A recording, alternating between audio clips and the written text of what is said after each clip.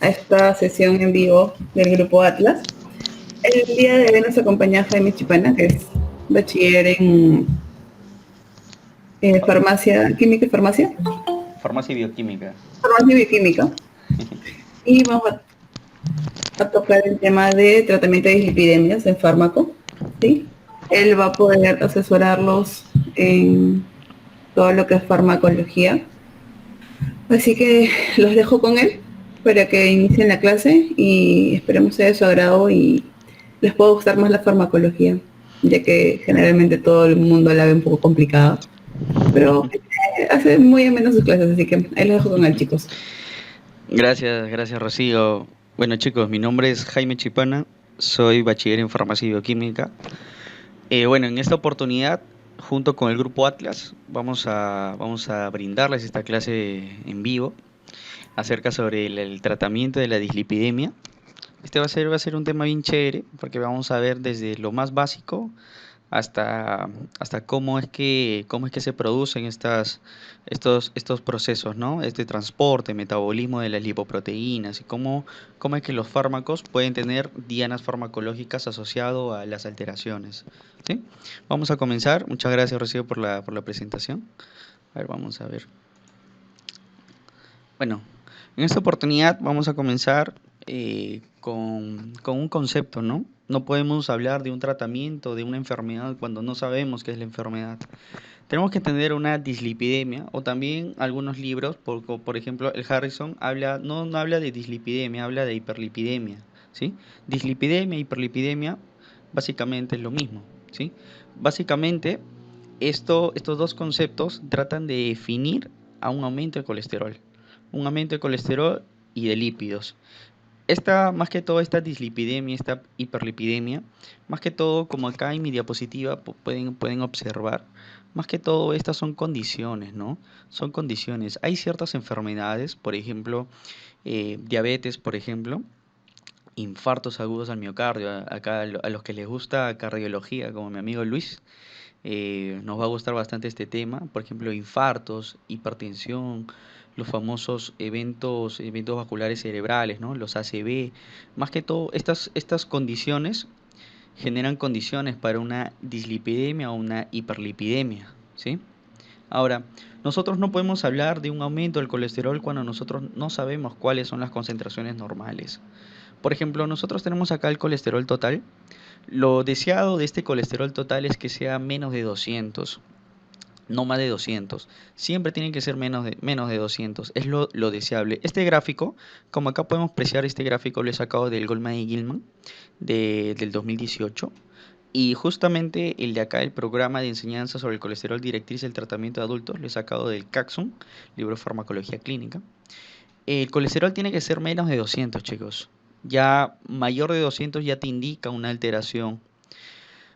Vamos a ver ahora tres conceptos muy interesantes, que es el HDL, el LDL y los triglicéridos, ¿sí? Más adelante vamos a definirlo y vamos a ver cuál es su función en cuanto al transporte, cuál es bueno, cuál es malo y por qué hay que impedir el uno y no el otro. El HDL les voy adelantando, es un colesterol bueno. Este colesterol bueno tiene que estar más de 60 para que nuestro organismo esté en funcionamiento correcto. Tiene que estar más de 60. Por ejemplo, vemos un paciente que tiene un HDL, ya tienen 40 o está en 30, bueno, algo está sucediendo y algo tenemos que hacer. En cuanto al LDL, el colesterol malo, vamos a hablar de que existe un punto de corte que es 100. Siempre recuerden esto. En HDL recuerden el 60 y el LDL recuerden el 100. El HDL tiene que estar más de 60 para que haya un buen funcionamiento del organismo. Y el LDL tiene que estar menos de 100. Una cantidad, por ejemplo, LDL de 130, 160, 150, por ejemplo, ya estamos hablando de cierta variabilidad, ¿no? Cierto aumento de algo que puede causar una enfermedad en el paciente. Por otro lado, los triglicéridos, el número por excelencia de los triglicéridos, hay que acordarnos de 150. HDL 60, LDL 100 y los triglicéridos 150. Los triglicéridos tienen que estar menos de 150. Más de 150 ya vemos las alteraciones, ¿no? Por ejemplo, si nada de esto aumenta y solamente los triglicéridos, estamos hablando de una hipertrigliceridemia. Ahora, en el Programa Nacional de Enseñanza sobre el Colesterol, Directrices del Tratamiento en Adultos de 2001, vamos a hablar sobre lo deseable, los límites y el nivel alto, ¿no? Simplemente es una gráfica parecida y acá vamos a hablar que lo deseable, por ejemplo, miren esto, el colesterol total tiene que estar menos de 200, chicos. El LDL tiene que estar, incluso, tiene que estar, mira, acá dice menos de 130. Bueno, lo ideal sería menos de 100, ¿no? Entre 130 y 100 ya estaría lo correcto. El HDL, lo normal es que esté más de 50, más de 60, más de 50, pero en mujeres tienen que estar solamente más de 40. Y en cambio los triglicéridos tendrían que estar menos de 120. Bueno, el Goldman señala 150 y el Carlson señala acá lo que es 120, ¿no? Ese es muy bueno sacar de diferentes fuentes para saber cómo es que esto varía. Por otro lado, hay que hablar de un punto bien interesante que son las lipoproteínas. Estas lipoproteínas no es nada más ni nada menos que cierto colesterol que es transportado asociado a ciertas proteínas, ¿sí? Por ejemplo, acá les presento una lipoproteína. Esta lipoproteína se denomina HDL. Más que todo las lipoproteínas, los cuales tienen como función el transporte del colesterol al nivel del plasma, ¿sí? El colesterol al nivel del plasma. Este tipo de lipoproteína se va a tener como estructuras un centro, un centro en el cual es hidrófobo. Hidrófobo, yo más que todo le digo lipofílico. Yo más que todo le digo lipofílico para poder entenderlo mejor. Lipofílico, ¿sí? Y su alrededor va a ser hidrofílico. Hidrofílico. Al centro lipofílico y alrededor ciertas proteínas hidrofílicas, ¿no? Por ello es que vamos a hablar acá que tiene un núcleo de lípidos hidrófobos. Acá al centro, y esto es muy importante, al centro vamos a encontrar triglicéridos o ésteres de colesterol, ¿sí? Vamos a encontrar eso. ¿Qué vamos a encontrar en medio de una lipoproteína? Bueno, podemos encontrar triglicéridos o ésteres de colesterol. Por otro lado, chicos, en su capa vamos a hablar sobre ciertos compuestos hidrofílicos que más que todo son fosfolípidos polares. Por ejemplo, una apoproteína 1, ApoE, un ApoA2, ¿sí? Ahora, dentro de estas lipoproteínas no solamente existe una variabilidad. Por ejemplo, el libro de RANG de farmacología, RANG, RANG, señala que existen 4 tipos de lipoproteínas. Existen lo que es la HDL, están lo que son las LDL, están las VLDL y vamos a hablar sobre los kilomicrones. Estos son 4 tipos de lipoproteínas muy importantes. Les voy mencionando, las HDL son las más importantes porque presentan un beneficio. Es el tipo del colesterol bueno, ¿sí? Estas presentan una ApoA y ApoA. Jaime, ¿por qué me mencionas todo esto? Te menciono todo esto porque estos fosfolípidos polares que están alrededor de las lipoproteínas van a permitir cierta llegada de esta lipoproteína a ciertos tejidos. Para que una lipoproteína pueda ingresar a un cierto tejido, necesita tener un receptor. La interacción entre una proteína y un receptor permite si es que esta lipoproteína ingresa o no ingresa. Es por ello, por ejemplo, cuando yo te hablo de la lipoproteína, el número 2 y el número 3, que es el LDL y el VLDL, tienen en su estructura ciertos fosfolípidos que, por ejemplo, es el APO100, por ejemplo. Este APO100, ¿qué le permite? Le permite transportar los lípidos ¿a dónde? A la pared arterial. Por lo tanto, si yo tengo más LDL y tengo más VLDL, ¿qué es lo que voy a favorecer? Voy a favorecer que estas lipoproteínas, al tener ciertos fosfolípidos polares como el APO100, van a tener una mayor llegada a la pared arterial y esto puede tener ciertas complicaciones en pacientes generando los ateromas, ¿verdad? Ahora, cuando nosotros comemos, o sea, nosotros vamos a tener dos tipos de transporte del colesterol, un transporte endógeno y un transporte exógeno. El transporte exógeno es a partir de los alimentos y este colesterol para poder ingresar a lo que es el hígado, para que haga todo el metabolismo que más adelante les voy a explicar, necesita un transporte específico. A este tipo de transporte es a partir de una lipoproteína denominada kilomicrones.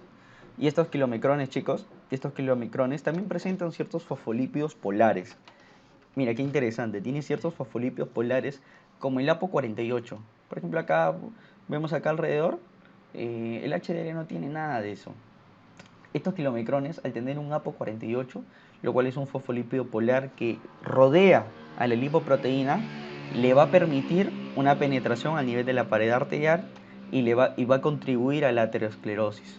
O sea, nos damos cuenta que de los cuatro, el punto 2, el punto 3, bueno, acá el punto 4, contribuyen a una aterosclerosis. Por lo tanto, ¿son buenos o malos? En realidad, no está mal decir son malos, porque todo en exceso es dañino.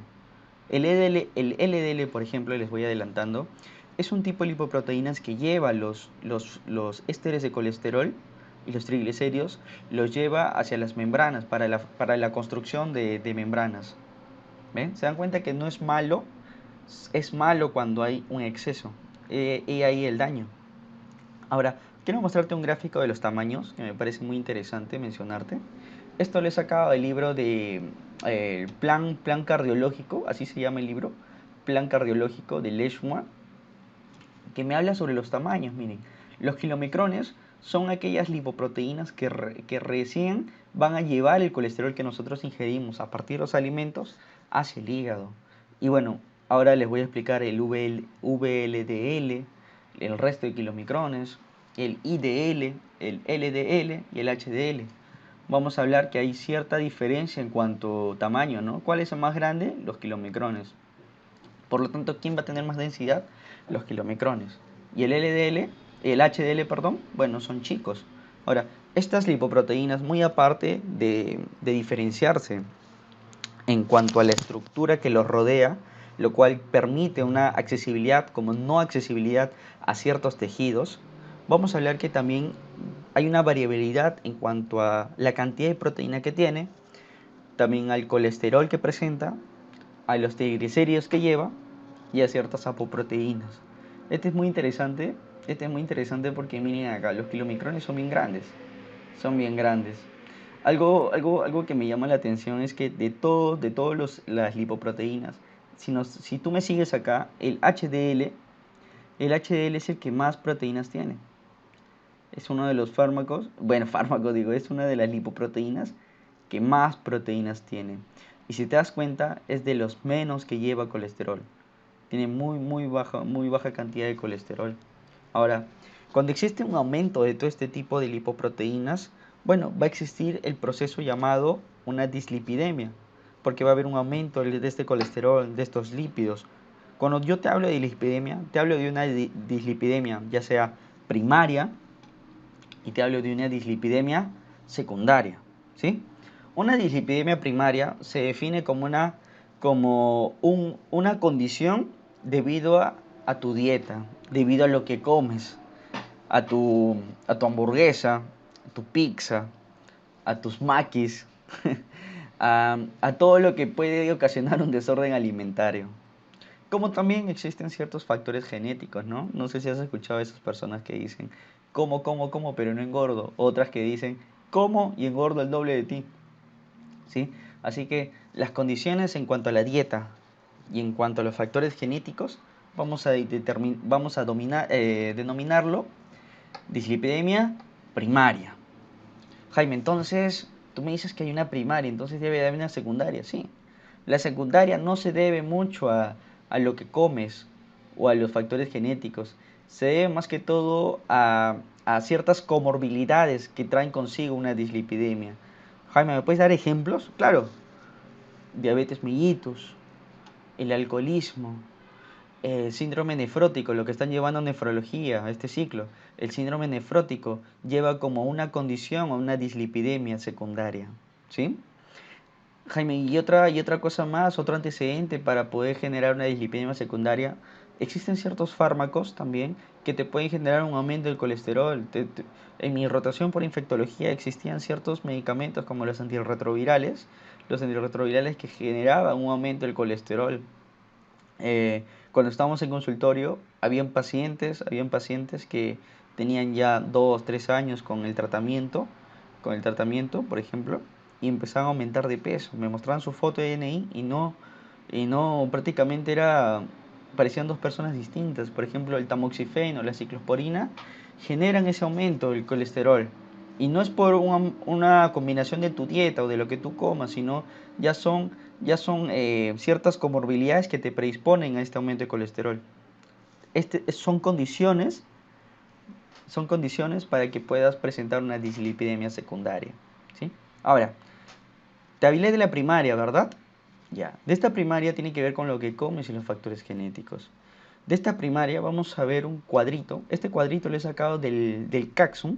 Es una clasificación de la un aumento de lipoproteínas por Fredrickson de la OMS, donde me habla de esta dislipidemia primaria que se puede clasificar del 1 al 5. ¿Y esto va a depender de qué? Va a depender de qué lipoproteínas esté aumentando. Jaime, ¿y de todos estos me toca aprender todos? Bueno, si quieres aprender cuál es el más importante, te enseño. Es el número 2. O sea, el número 2 es un aumento de una dislipidemia, es un aumento de las lipoproteínas que se denomina dislipidemia primaria, que básicamente está en el aumento del LDL. Sí. Y esto es el más importante. De los 5, este es el más importante. ¿Por qué? Mira, sigue acá mi cursor. Porque esta es la condición que más riesgo de cardiopatía isquémica tiene. ¿Sí? Más riesgo de cardiopatía isquémica es el que presenta. Ahora, que ya te he mencionado las diferentes lipoproteínas, te he mencionado ya los kilomicrones, te he mencionado el VLDL, te he mencionado el LDL, te he mencionado el HDL. Creo que es momento de ver cómo funciona todo. Creo que es momento de saber dónde llega uno, dónde llega otro. Y más que todo, pensar y razonar un fármaco, cómo podría evitar, o sea, imaginemos que cada uno de nosotros puede inventar un fármaco. No me preguntes, no, pero ¿cómo voy a inventar? Imagínate que tú lo puedes inventar. ¿Dónde crees que podría actuar? Vamos a ver esto después de esta explicación de esta diapositiva, ¿te parece? Mira, sigue acá mi cursor. El alimento ingresa. Una vez que el alimento ingresa, para poder estas grasas, por así decirlo, estas grasas más el colesterol que presentan mis propios alimentos, van a ser degradados por las sales biliares, ¿verdad? Por los ácidos biliares. Ahora, todo lo que yo como va a estar degradado básicamente en ácidos grasos, glicerol más colesterol. Esto está en mi intestino, ¿sí? Sígueme, por favor, no te pierdas. Ahora, este colesterol tiene que ingresar acá al hígado, al hepatocito específicamente. Tiene que ingresar al hígado. Pero como sabemos, el colesterol se transporta a partir de lipoproteínas, un centro lipofílico y los bordes hidrofílicos, con su respectiva ciertos fosfolípidos específicos, ¿verdad? Ahora, lo que sucede es que este colesterol, para que pueda ingresar al hepatocito y pueda generar todo el proceso que te voy a explicar en un momento, necesita pasar por los kilomicrones. Estos kilomicrones van a ir hacia los hepatocitos, ¿sí? Pero antes de ingresar a los hepatocitos y depositar este centro lipídico que tiene ésteres de colesterol y triglicéridos, antes de depositarlos acá, va a pasar una reacción. Jaime, ¿qué reacción?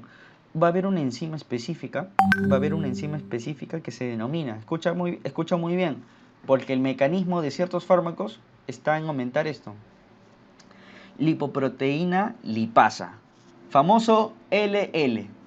Una vez que este kilomicrón, mira, sígueme, este kilomicrón pasa por este proceso enzimático, va a favorecer a la producción de ¿qué? De ácidos grasos y glicerol. Jaime, ¿y esto dónde? A nivel de los tejidos periféricos. Específicamente, ¿cuál? Grasas y músculo. Tejido muscular y tejido adiposo. ¿Te parece? Sí, Jaime, ya. Estos kilomicrones ingresan. Y una vez que estos ingresan, se deposita el colesterol. Incluso, este es un gráfico del RAM. Este colesterol, este mismo colesterol que es depositado por los kilomicrones que provienen de la dieta, incluso van a tener un proceso oxidativo, se van a oxidar y van a formar lo que son los famosos ácidos biliares de nuevo. Esto es nada más y nada menos, queridos compañeros, en una vía exógena del transporte del colesterol. ¿Sí? Ahora, ¿qué hay de la vía endógena? Bueno, de la vía endógena, vamos a ver, acá en la vía exógena, ¿has visto algo de HDL, LDL, VLDL? No, Jaime, yo no he visto nada de eso. Sí, es correcto, porque estas lipoproteínas recién van a hacer su aparición, van a ser protagonistas en la vía endógena. Esa es pregunta. Vía endógena, recién vamos a ver la función bueno, sí, la función de estas lipoproteínas. En la vía endógena, chicos, este colesterol, para que pueda ser almacenado, para que pueda ser captado al nivel de la grasa y al nivel de los músculos, necesita un transporte. Este colesterol va a salir, mira, sígueme, va a salir en VLDL, ¿ya? Va a salir en forma de VLDL. Y este VLDL, V le voy a decir, V, para no estar diciendo este trabalengua, este V, mira acá, va a favorecer, la formación de un LDL, ¿sí? De un LDL al nivel del hígado. Este es el hígado. Este V va a formar lo que es LDL. Y recuerden, esta enzima, esta lipoproteína lipasa, si es lipasa, va a ser una lipólisis, pero específicamente de las lipoproteínas, ¿no? Por eso se dice lipoproteína lipasa o lipasa lipoproteína, ¿sí? La famosa LLL. Este colesterol que sale del hepatocito en forma de VLDL va a formar a su vez el LDL, ¿sí? Pero en este proceso va a formar también ácidos grasos como glicerol, ¿no? ¿En dónde? En los tejidos periféricos. Ahora, este LDL, como les digo, no es malo, porque forma parte y constituye una fuente para la formación de membranas y la síntesis de esteroides. Pero gracias a que este V y este L presentan esta apo100, van a tener un impacto en cuanto al almacenamiento de su centro lipídico en las paredes arteriales. Y eso es uno de los más importantes. Este LDL, chicos, que proviene del V, va a ingresar también en forma de colesterol a los tejidos periféricos. Pero parte de este LDL va a regresar al hepatocito para otra vez comenzar la maquinaria de la formación del colesterol en el hepatocito. Pero ojo, una vez que ingresa cierto colesterol, hay un tipo de colesterol que sale. A este tipo de colesterol que sale por medio de un proceso que se denomina transporte inverso del colesterol. El colesterol normalmente tiene que ingresar al tejido periférico, ¿correcto? Jaime, ¿podrías explicar otra vez? Bueno, el LDL va a ingresar en forma de colesterol, ¿sí? Va a dejar su colesterol en el tejido periférico, pero parte de este colesterol va a regresar otra vez hacia el plasma, ¿sí? A esto se denomina un transporte inverso, transporte inverso del colesterol. Y ahí es donde está el famoso HDL. ¿Y qué es el HDL? El HDL, más que todo, es un tipo de colesterol que forma parte de la degradación celular en los tejidos, incluyendo la arterial, ¿sí? Si te das cuenta, sígueme. Este HDL, ¿qué vuelve a dar? Este HDL empieza a dar un VLDL de nuevo. Y como sabemos, este VDL, ¿qué da? HDL. Y esto, chicos, este es el proceso, este es el transporte de las lipoproteínas, ¿no? Donde aparecen en la vía endógena. Vamos a ver, por ejemplo, a ver, ya que hemos visto todo esto, ¿dónde crees que podríamos desactivar? ¿Dónde crees que podríamos desactivar para poder disminuir la cantidad de colesterol? ¿No creen que nosotros, como acá me señala este punto, qué pasa si yo, a ver, vamos a colocar un puntero para poder entender, qué pasa si yo este colesterol ya no lo dejo salir? Acá, mira, acá, lo tacho. ¿Qué pasa si ya no lo dejo salir al colesterol? Disminuiría sus concentraciones a nivel plasmático, ¿verdad? Déjame decirte que existen fármacos que así lo hacen, como son los fibratos. Los fibratos disminuyen la concentración del colesterol, evitando que salga en forma de VLDL. ¿Se entiende? Sí. Ahora mira, existen estos fibratos a su vez. Mira, déjame decirte. ¿Qué pasa si yo a esta lipoproteína lipasa aumento su potencia? Dime, ¿qué pasaría? ¿No creen que habría menos kilomicrones? ¿Habría menos LDL? ¿Habría menos VLDL? Y habrían más ácidos grasos que son muy buenos y habrían más glicerol. Sí, existen fármacos que tienen diana farmacológica en aumentar la expresión de esta enzima, ¿sí? A partir de una interacción en ciertos transcriptores nucleares, como son los fibratos. Entonces, ya estamos hablando más o menos de los fibratos, chicos. Mira, qué bacán, qué interesante. Ahora, miren acá, ¿recuerdan en la vía exógena? Este vía exógena ingresa y tiene que salir en forma de kilomicrones para que pueda formar el colesterol a nivel del hepatocito. ¿Qué pasa si yo evito esto? Acá está la ezetimiba, que es un inhibidor de la absorción de colesterol a nivel del intestino, por ejemplo. Qué interesante, ¿no? Ahora, mira esto. ¿Qué pasa? ¿Te acuerdas que este LDL se recicla? ¿Qué pasa si yo evito esto? Bueno, este también es función de ciertos medicamentos. Entonces, nosotros cuando estudiamos farmacología debemos de entender cómo es el proceso normal. Ahora, sabemos que un proceso fisiopatológico resulta en una alteración de lo normal. Y los fármacos, qué hermoso es esto, los fármacos vuelven a esa normalidad. El mismo organismo ya no puede compensar, no puede retomar la normalidad y existen ciertos mediadores químicos como son los fármacos que generan esa reversibilidad.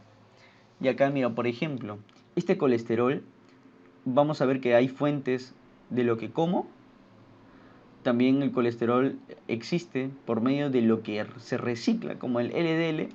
Pero también, chicos, recuerden esto, el colesterol también tiene una vía en la cual esta vía se denomina así, vía de biosíntesis. Apunta eso, pregunta, vía de biosíntesis, que a partir de ciertos compuestos como son, por ejemplo, ácidos grasos más el piruvato, va a formar ciertos mediadores como es el mevalonato, ¿sí? Apunta eso, mevalonato, mevalonato, lo cual va a formar el colesterol. Entonces, si yo inhibo ciertos, en todo ese paso de la biosíntesis, estaría evitando de una otra manera el colesterol.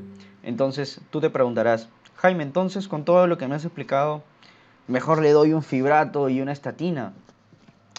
Correcto, efectivamente, te diría, sí, lógicamente sí, pero recuerda que todo medicamento debe ser tres, tres características de un medicamento. Tiene que ser necesario, tiene que ser efectivo y tiene que ser seguro. ¿Es necesario? Hay que ver la condición del paciente. ¿Es efectivo? Bueno, hay que ver nuestra farmacología y los diversos estudios y los ensayos clínicos. ¿Y es seguro?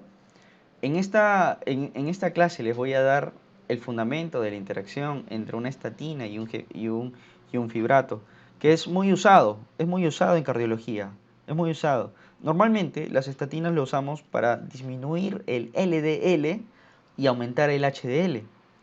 Los fibratos los usamos para aumentar ligeramente el HDL, disminuir ligeramente el LDL, pero más que todo disminuir los triglicéridos, ¿sí?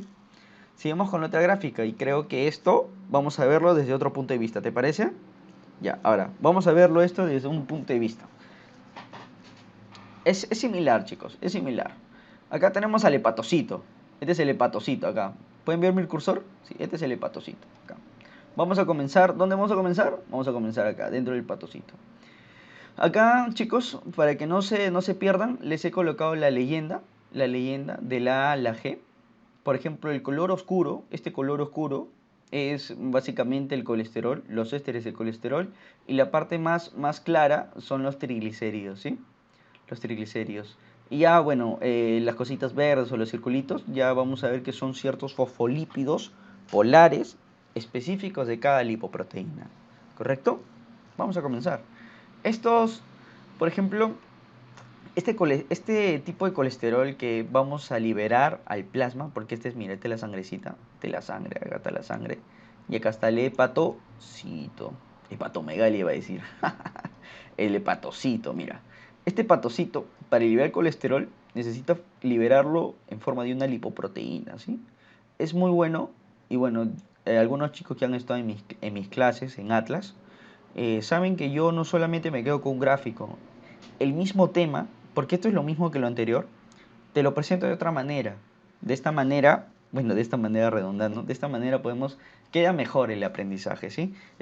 Y esto es lo que te recomiendo. Cuando tú leas algo, no te quedes solamente con un gráfico. No te digo que te leas todo el capítulo. No te quedes solo con un gráfico, porque muchas veces el mecanismo o el transporte o algo bioquímico no queda muy claro. Hay que ver los diferentes libros. Yo te recomiendo, apunta esto, te recomiendo el Caxon, te recomiendo el RAN y te recomiendo el Goldman y Gilman para que comiences, ¿sí? El libro que yo te sugiero depende mucho de qué quieras leer. En este tipo de temas te sugiero estos tres libros, el Caxon, el RAN y el Goldman y Gilman. Si quieres estudiar antimicrobianos, el Tripati, tu Mandel y tu Caxon, ¿sí? Ah, y tu Brenner, ¿sí? 4 fármacos. Eso ya más adelante vamos a tocarlo. Bueno, en otra clase.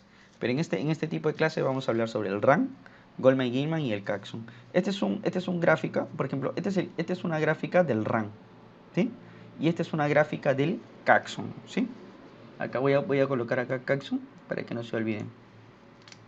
Este tipo de colesterol va a liberarse en forma de VLDL. Recordemos acá que va a existir, este es el punto número 1, el punto número 2, el punto número 3. ¿Se recuerdan una enzima que era el LL? Este va a formar una lipólisis. ¿Lipólisis de qué? De lipoproteínas. Y este VDL, recuerdan que vamos a formar HDL, ¿sí? Y vamos a formar lo que es el LDL, ¿sí? Ahí está. Ahora, recordemos que estas lipoproteínas presentan ciertos receptores específicos. Por ejemplo, esto verdecito no lo tiene el HDL, por eso es que no se deposita en ciertos tejidos periféricos y no se recicla a nivel del hepatocito. En cambio, al tener el LDL, este tipo de receptor, el APO100, este fosfolípido polar, va a permitir que pueda ingresar, pueda ser reconocido, haya una interacción entre proteína y receptor y puede ingresar a partir de una endocitosis. Y esto puede ser reciclado, ¿sí? Esto puede ser reciclado. Acá, bueno, simplemente estamos viendo, y bueno, el colesterol, estamos viendo que el colesterol se forma a partir del reciclaje y a partir de la formación de una maquinaria por una biosíntesis del colesterol. ¿Sí? ¿Se dejó entender? Ya, pasemos a la siguiente gráfica. Acá te muestro otra vez el mismo concepto, y este es el libro del Brenner. ¿Ya? Acá te lo dejo, el Brenner, para que se pueda entender mejor, chicos. Una vez que nosotros entendemos esto, ya lo demás, la farmacología, ya es más simple. Porque imagínate que yo te diga, la atorvastatina inhibe la acción del VLDL. Ya, pero... Ya, ¿y qué? ¿Qué es eso? ¿Por qué? Bueno, en este caso hay que entender que el VLDL es precursor del HDL, ¿se dan cuenta? Por eso es muy, muy bueno retocar estos 3 puntos. Retomemos esto. ¿Cuáles son las fuentes del colesterol? Vamos, en coro. A partir de una maquinaria, de la maquinaria que les estoy comentando, de la biosíntesis, acá le voy a dejar la B de biosíntesis del colesterol. La entrega a partir de mis comidas, y este colesterol es cierto que es transportado por una vía exógena por kilomicrones, ¿o no? ¿Te lo expliqué o no? Sí. Punto número 2. Punto uno, punto número 2. Ahora, el punto número 3 es por medio del reciclaje, del LDL, ¿sí? Ahí está. Pregunta que te hacen, ¿cuáles son las fuentes del colesterol? Aquí está. Esto lo dice el Brenner, 2018, libro de farmacología, está en inglés. Como vemos acá, miren, el colesterol puede venir de la dieta, a partir de kilomicrones, puede venir de una biosíntesis, ¿sí? O puede venir de un reciclaje del LDL. Este colesterol, para que pueda irse en forma de VLDL, necesita ensamblarse en el retículo endoplasmático, ¿sí? Pregunta examen de admisión, ¿ah? Esta es una pregunta examen de admisión de San Marcos, biología. Para que el colesterol pueda ingresar al nivel de del plasma, blood, de sangre, necesita ensamblarse en el retículo endoplasmático con proteínas y con ciertos triglicéridos, ¿no? Para formar el VLDL. Una vez que ingresa, y esto siempre todos los libros lo señalan, miren, este VLDL, recuerdan que va a tener una degradación por el LL. ¿Qué era el LL? Era la lipasa de lipoproteína, ¿verdad? Y esto me va a permitir poder ingresar a los tejidos periféricos, ¿recuerdan? A estos tejidos periféricos, me va a permitir agregar ácidos grasos y glicerol. En este caso, estamos viendo acá la imagen del tejido graso, ¿no? Y este VLDL va a formar un precursor que es IDL y va a dar el HDL. LDL, perdón. Recordemos que este V también te va a dar HDL, ¿no? Va a dar los dos. Pero este HDL, al no tener una proteína que va a ser reconocida a nivel de los hepatocitos, hace que esta LDL pueda ser reciclada, pero también este receptor, el APO100, va a permitir un depósito a nivel arterial, lo cual puede tener problemas arterioscleróticos, ¿no? Estos problemas arterioscleróticos. Es por ello que, por ejemplo, vamos a hablar mucho de estatinas en el síndrome coronario agudo, ya sea con elevación de ST, sin elevación de ST, vamos a hablar en anginas de pecho, insuficiencia cardíaca. Se habla siempre de un tratamiento con estatinas, ¿sí? Porque esto es muy importante saber cómo funciona todo esto y cómo estos fármacos estatínicos o fibratos pueden mejorar el paciente. Jaime, pero tú me has mencionado entonces todo lo malo. ¿Hay algo bueno en esto? Sí, el HDL te dije que es muy bueno porque te da lo que es el colesterol suficiente para poder hacer membranas celulares y como también precursores esteroideos, ¿sí? Algunas ciertas hormonas. Es bueno, pero en exceso va a generar un desbalance. Ya no va a haber una homeostasis, sino va a haber un desbalance. Ahora, mira acá. Una vez que el VLDL genera ácidos grasos, estos ácidos grasos y va a producir lo que es glicerol, esto va a generar ahora sí una lipasa, no lipoproteína lipasa, sino una lipasa. No se confundan eso porque yo en varios libros solamente he visto LL y en un momento pensé que era lipasa. Y dije, no puede ser, me rayé, pero es así. Acá es lipoproteína lipasa y acá es lipasa. Estos triglicéridos, por así decirlo. A partir de lipasas van a formar fatty acid, los ácidos grasos. ¿Y estos ácidos grasos son buenos o malos? Bueno, estos ácidos grasos te van a permitir formar los triglicéridos, pero también te va a permitir la formación de energía, ¿sí? Es por ello, por ejemplo, en los pacientes diabéticos bajan de peso porque no pueden asimilar la glucosa por una deficiencia en cuanto a la insulina. Para ello necesitan una fuente de energía, es por ello que requieren al tejido adiposo y es por ello que este tipo de pacientes empiezan a adelgazar. Estos ácidos grasos son muy buenos, ¿sí chicos? Son sobre todo muy buena fuente de energía a largo plazo. Ahora, te quiero mencionar entre HDL y LDL, que esto tiene que ver mucho con ver a nuestros pacientes, ¿no? Por ejemplo, te van a preguntar, ¿qué es lo que voy a comer? ¿Qué es lo que no voy a comer?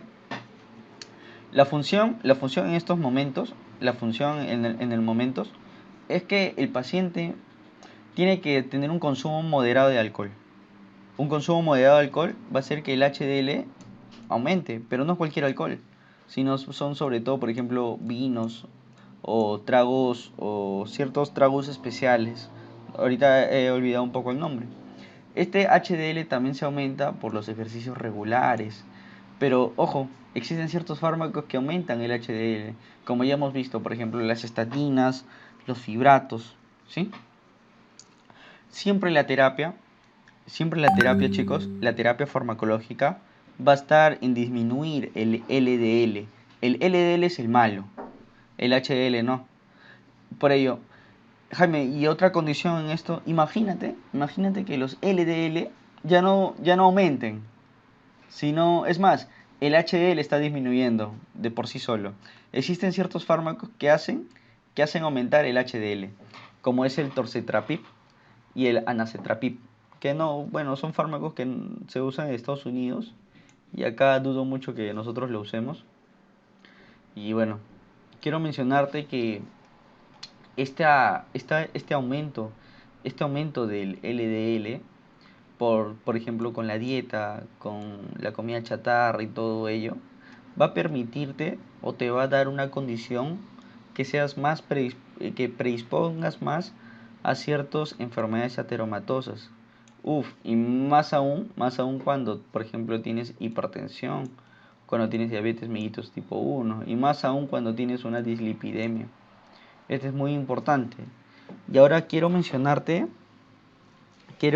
para que tú puedas entender, para que nosotros podamos entender el mecanismo de acción verdadero de las estatinas, necesito explicarte ciertas características fisiopatológicas de la enfermedad ateromatosa. ¿Está bien? ¿Me permites? ¿Está bien? Quiero mencionarte unos puntos nada más.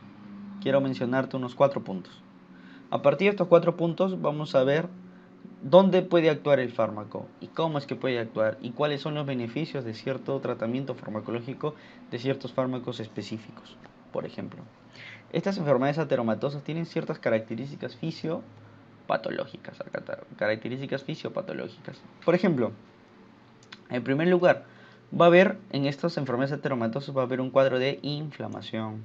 Una inflamación crónica que va a tener una lesión a nivel endotelial y este endotelio va a estar disfuncional y esto va a permitir la migración de ciertas células. La célula más característica acá es el macrófago. Y estos macrófagos lo que van a hacer es un proceso de captación y oxidación. ¿De qué? ¿De colesterol? No, de un LDL colesterol. O sea, el colesterol transportado en LDL. ¿Sí? ¿Me dejo entender? El punto C que te dice que una vez que existe esta disfunción endotelial en un proceso ateromatoso, va a haber una migración ya sea monocito, macrófago, linfocito por el proceso inflamatorio anterior. Lo que sucede es que a nivel del endotelio va a haber una captación y una oxidación del LDL. Y este LDL va a ser captado por el macrófago y el macrófago simplemente lo va a depositar. Y esto va a formar los núcleos. Los núcleos que forman parte de un ateroma. Ahora, yo te hago una pregunta. ¿Qué pasa si yo evito, evito que los macrófagos salgan? ¿Creen que podría mejorar este proceso ateromatoso, que es muy, muy importante en las afecciones cardiovasculares? ¿Sí? ¿Tú crees que sería correcto o sería beneficioso disminuir el LDL? Yo creo que sí, sí, va a tener muchos beneficios. Porque imagínate que ya no podemos controlar a los macrófagos. Imagínate, ya no puedes controlar los macrófagos. ¿Qué es lo que haces? Una vez que los macrófagos salen o por la disfunción endotelial se liberan a la luz, lo que resulta es que ya no tienen que captar y ya no tienen que oxidar. ¿Sí? De una u otra manera vamos a ver acá en estos 4 puntos ciertas dianas farmacológicas. ¿Sí? ¿Quieres explicarte algo más? Algo más. Un ratito voy a borrar esto. Voy a borrar esto para que se entienda. ¿Sí? Y acá punterolas. Miren acá, chicos.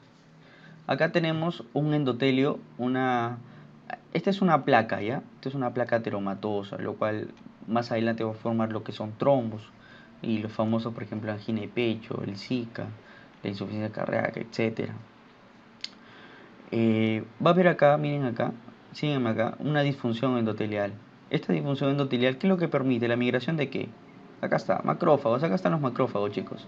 Y estos macrófagos van a oxidar, van a captar el LDL.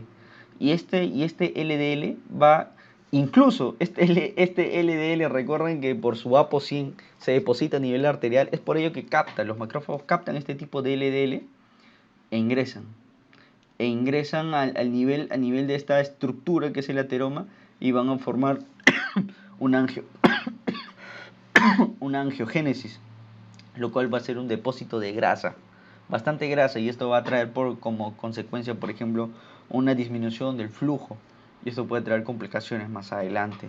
Imagínate que en una insuficiencia cardíaca, yo lo que quiero es que no ocurra nada de esto porque puede traer complicaciones hasta la muerte del paciente. Es por ello que el tratamiento de estatinas es muy usado en cardiología. Es muy usado y es muy valorado. Mira acá. Esta es una diapositiva de mi clase de Zika y me pareció muy, muy interesante colocarlo. Este es un endotelio normal. Este es la luz a nivel de un conducto. Por ejemplo, acá se va formando ciertos núcleos. El macrófago está captando y está oxidando y está depositando el LDL. Estos son más que todo núcleos grasos y tienen bastante capa fibrótica. Y al tener bastantes macrófagos, al tener bastantes monocitos y linfocitos T, van a favorecer a un cuadro inflamatorio. ¿Ven? Acá lo vemos desde otro punto de vista. Estos son muy susceptibles a romperse, muy susceptibles a romperse, ¿sí? Van a formar lo que es se va a romper, estos se van a romper y van a formar lo que son trombos, ya que al romperse generan lo que son componentes trombogénicos para formar trombos y al final va a ver por ejemplo, un Zika con ST elevado, por ejemplo, o sin ST elevado, famosos infartos al miocardio. Ahora, quiero explicarte esto desde otro punto de vista, ¿te parece?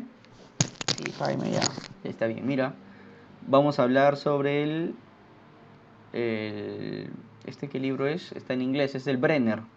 Este es el Brenner, ¿ya? El anterior, esta es una imagen de internet y esta es una imagen del el Applied Therapeutic 2018, ¿sí? Acá está lo que te estaba mencionando, mira. Esto es lo normal, chicos. Esto es lo normal. Necesitamos entender esto. Jaime, ¿por qué me explicas todo esto? Esto es muy importante para que entiendas cuál es el impacto de una estatina. ¿Qué es lo primero que ocurre? ¿Recuerdan? ¿Qué? Un daño endotelial, lo cual va a favorecer la migración de ciertos macrófagos, por ejemplo.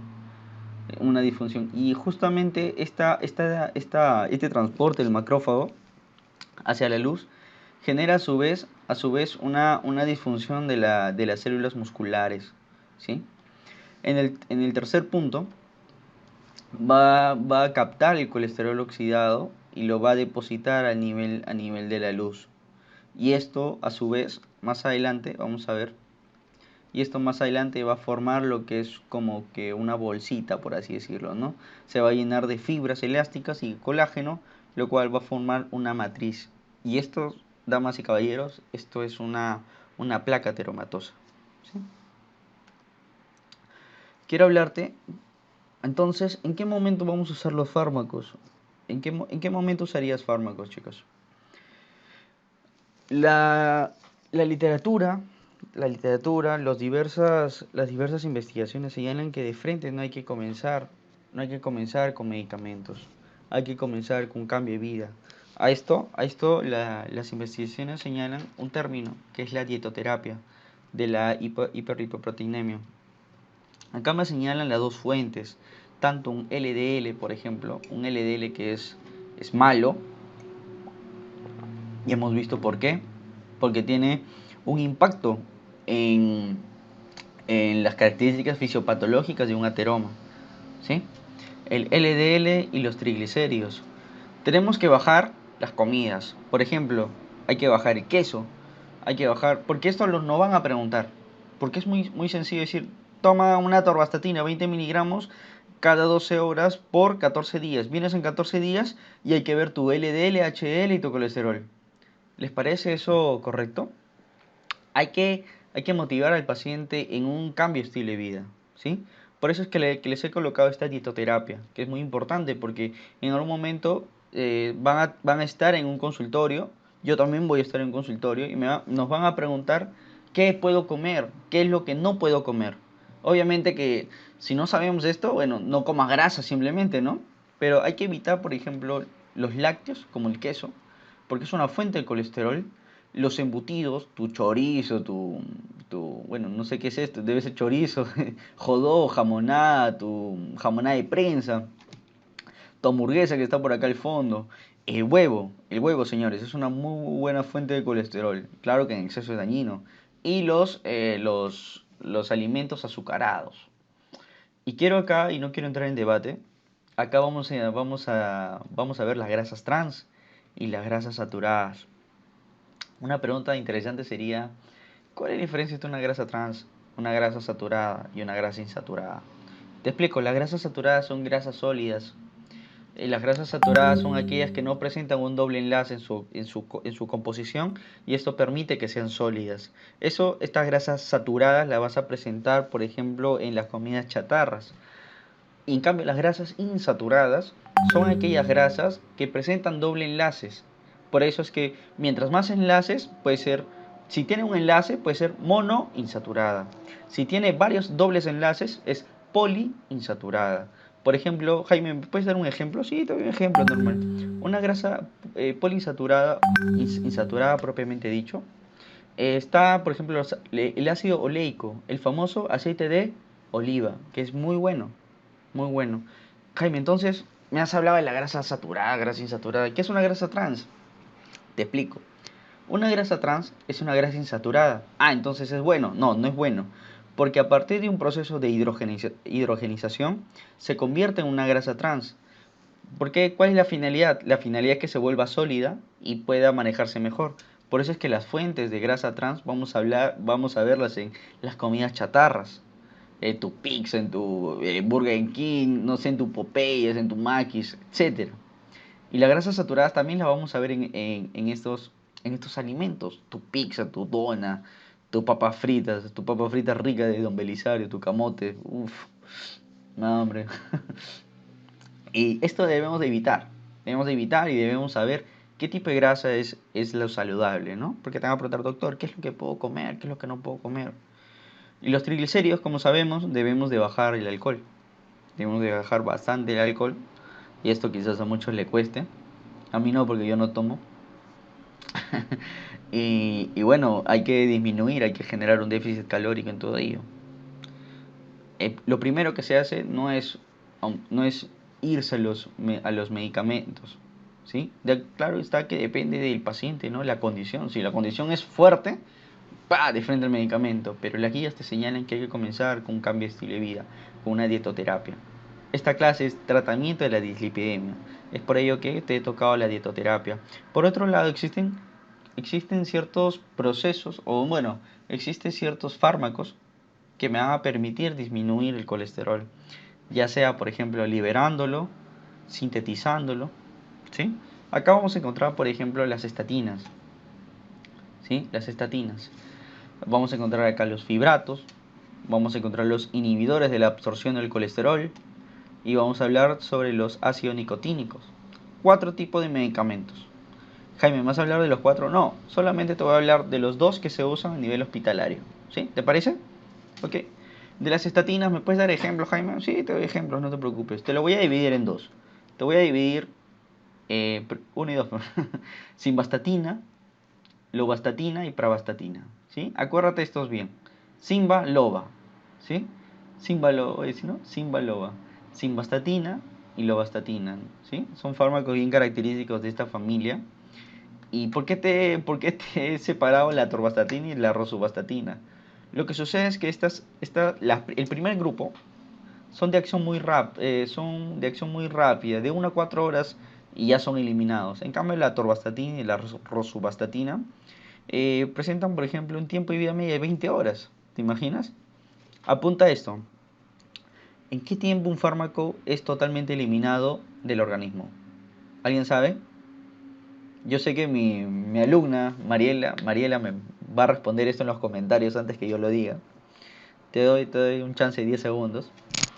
¿Cuándo sé que un fármaco, y esto yo lo explico en las clases de Atlas, en farmacología, cuándo sé que un fármaco ya se eliminó completamente?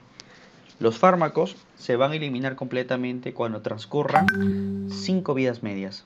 ¿Sí? Repito, un fármaco se va a eliminar completamente del organismo cuando transcurran 5 vidas medias. ¿Sí? Y esta atorvastatina, imagínate, 20 horas, tiempo de vida medias, 20 por...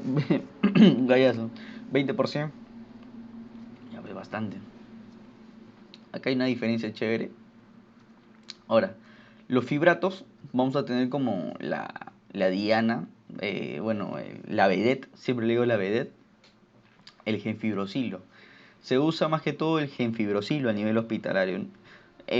La literatura o los libros de farmacología te mencionan estos dos, el genfibrosilo y el fenofibrato, estos dos.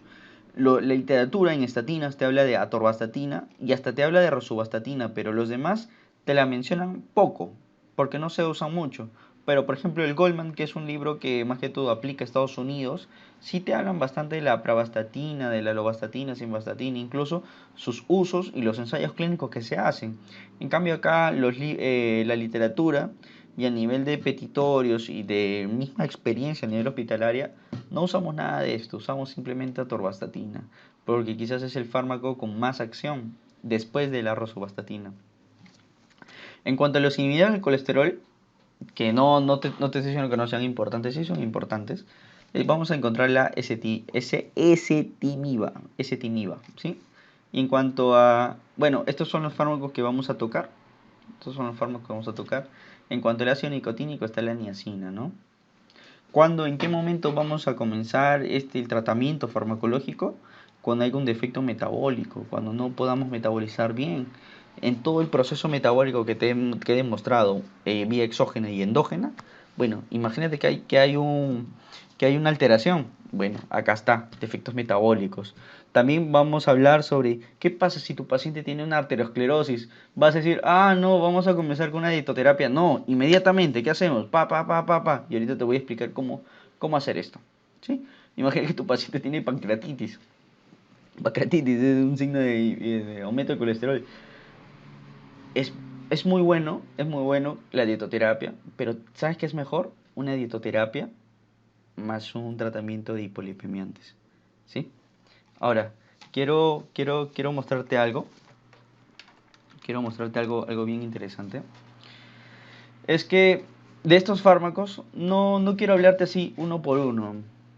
Ya, quiero mostrarte. ¿Te parece si te muestro algo general, algo panorámico? Te voy a mostrar un gráfico del Brenner y te voy a mostrar un gráfico del OPI, ¿te parece?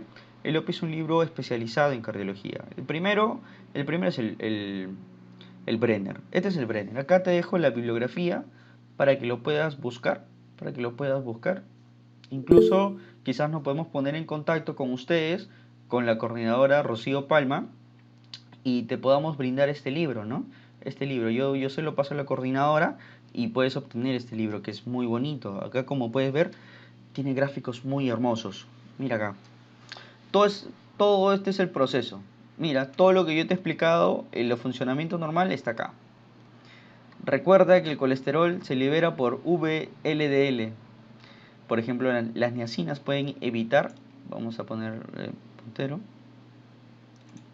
pueden evitar la salida, al igual que también de los fibratos. Los fibratos también pueden evitar la salida de este colesterol en forma de V. ¿Sí? Ahora, los fibratos también pueden aumentar la concentración de las lipasas, lo cual puede favorecer la disminución de VLDL, por lo tanto una disminución del LDL. Te estoy diciendo todo a grandes rasgos. Vamos a tocar netamente esto y vamos a tocar esto, ¿sí? Pero quiero darte una vista panorámica. Mira aquí, acá también, por ejemplo, ¿te acuerdas de estos? Los inhibidores de la absorción del colesterol. Bueno, ¿dónde crees que van a actuar? Bueno, van a actuar en el proceso de absorción, ¿no? Van a evitar la formación de los kilomicrones. Acá está, por ejemplo, la ezetimiba, ¿no? Ezetimibe. Ahora, la biosíntesis, ¿recuerda? Siempre recuerda 1, 2, 3. ¿Cuál es la primera fuente de colesterol? Te escucho. No, mentira. ¿Cuál es la primera fuente de colesterol? Alimentos. ¿Cuál es la segunda fuente del colesterol? El reciclaje de LDL. ¿Y cuál es el tercer fuente de colesterol? La biosíntesis. Entonces, en uno de esos tres tenemos que actuar, ¿verdad? En la biosíntesis actúan, por ejemplo, las estatinas, inhibiendo una enzima que es precursora del colesterol. ¿Sí? Este es un gráfico bien chévere. Ahora, te voy a mostrar un gráfico del OPI, ¿te parece? Acá está el gráfico del OPI. Es un libro especializado. Es un libro de... Justo en mi rotación por cardiología, siempre el residente de tercer año siempre me decía, el OPI dice, el OPI, y ya me tenía hasta la cabeza el OPI, hasta que vi por qué. El OPI es un libro muy completo. ¿Se acuerdan de la dieta? Bueno, la ezetimibe va a evitar que se formen los kilomicrones y llegue a colesterol. La biosíntesis del colesterol va a estar evitada por las estatinas.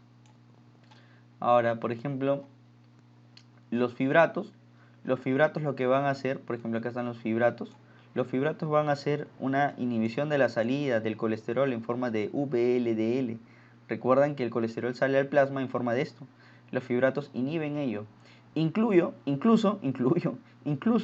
van a favorecer la disminución de VLDL a LDL y HDL por medio de una vía PARS, ¿ya? Más adelante vamos a hablar que esta vía es muy importante. Para hablar el mecanismo de acción, para hablar el mecanismo de acción de los fibratos, vamos a hablar de un receptor nuclear que es el PARS alfa, ¿sí? Más adelante vamos a verlo, los fibratos, ¿no? Y esto es una muestra así generalizada, pero netamente te voy a hablar de las estatinas y te voy a hablar de los fibratos, lo cual se usa acá en Perú, en Perulandia. Vamos a hablar sobre las estatinas. Pero antes que esto, quiero mostrarte algo. Jaime, entonces la dietoterapia. Bueno, mira, acá este es un gráfico. Este es un gráfico del Brenner. Ya, acá te lo pongo, Brenner. Jaime, ¿cómo sabes qué es Brenner? Es que tantas veces que lo he leído ya te quedas con los gráficos. Y aparte es uno de los dos libros nomás leo en inglés de farmacología, que es el Tripati, que es netamente es bien chévere para antimicrobianos, y es el Brenner, ya, el Brenner. Por ejemplo, mira, una dieta puede modificar el LDL, puede disminuir entre 10 a 25%. Puede aumentar, bueno, de acuerdo a qué es lo que comas o dejes de comer, y puede disminuir los triglicéridos, mira, de 10 a 25. Por otro lado, mira las estatinas. También tienen un muy buen efecto en cuanto a una disminución del LDL y una disminución de los triglicéridos y un aumento del HDL, ¿no? ¿Qué es lo que queremos? Que aumente esto y disminuya esto, ¿no? Pero también que disminuya esto. Esa es la finalidad, miren chicos, para que no se confundan acá. ¿Qué es lo que quieres? Siempre recuerda, ¿qué es lo que quieres? No, profesor, yo la quiero a ella. No, no, eso no. ¿Qué es lo que tú quieres? Que el paciente, que el paciente realice. ¿Cuál es el objetivo que quieres que el paciente tenga? Una disminución de los triglicéridos, una disminución del LDL y un aumento del HDL, porque este es el bueno. Netamente las estatinas te ayudan en estos tres aspectos, ¿te das cuenta? O sea, es muy bueno. Pero también los fibratos. Pero como te dije, los fibratos netamente los usamos para disminuir los triglicéridos. Por ello es que si nosotros vemos este grupo, vamos a ver que los fibratos son los mejores para disminuir lo que son los triglicéridos, ¿sí? Vamos a hablar de las estatinas. Estas estatinas se van a dividir bueno, en fármacos lipofílicos y fármacos hidrofílicos. No, los que están acá no son hidrofílicos, simplemente es algo general, ¿no? Pueden diferenciarse entre lipofílicos e hidrofílicos. También pueden diferenciarse en cuanto al metabolismo, ¿no?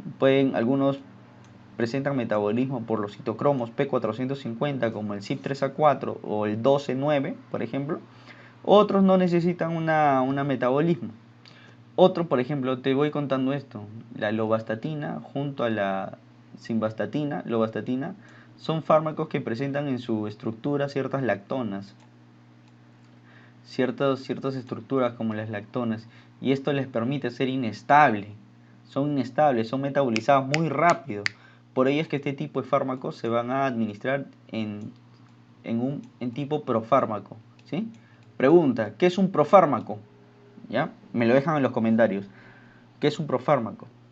Este tipo de medicamentos se tienen que administrar como un profármaco, ya que la parte activa, chicos, y esto es en general para todas las estatinas, necesitan estar en un modo ácido, ¿ya? Necesitan estar en un modo ácido.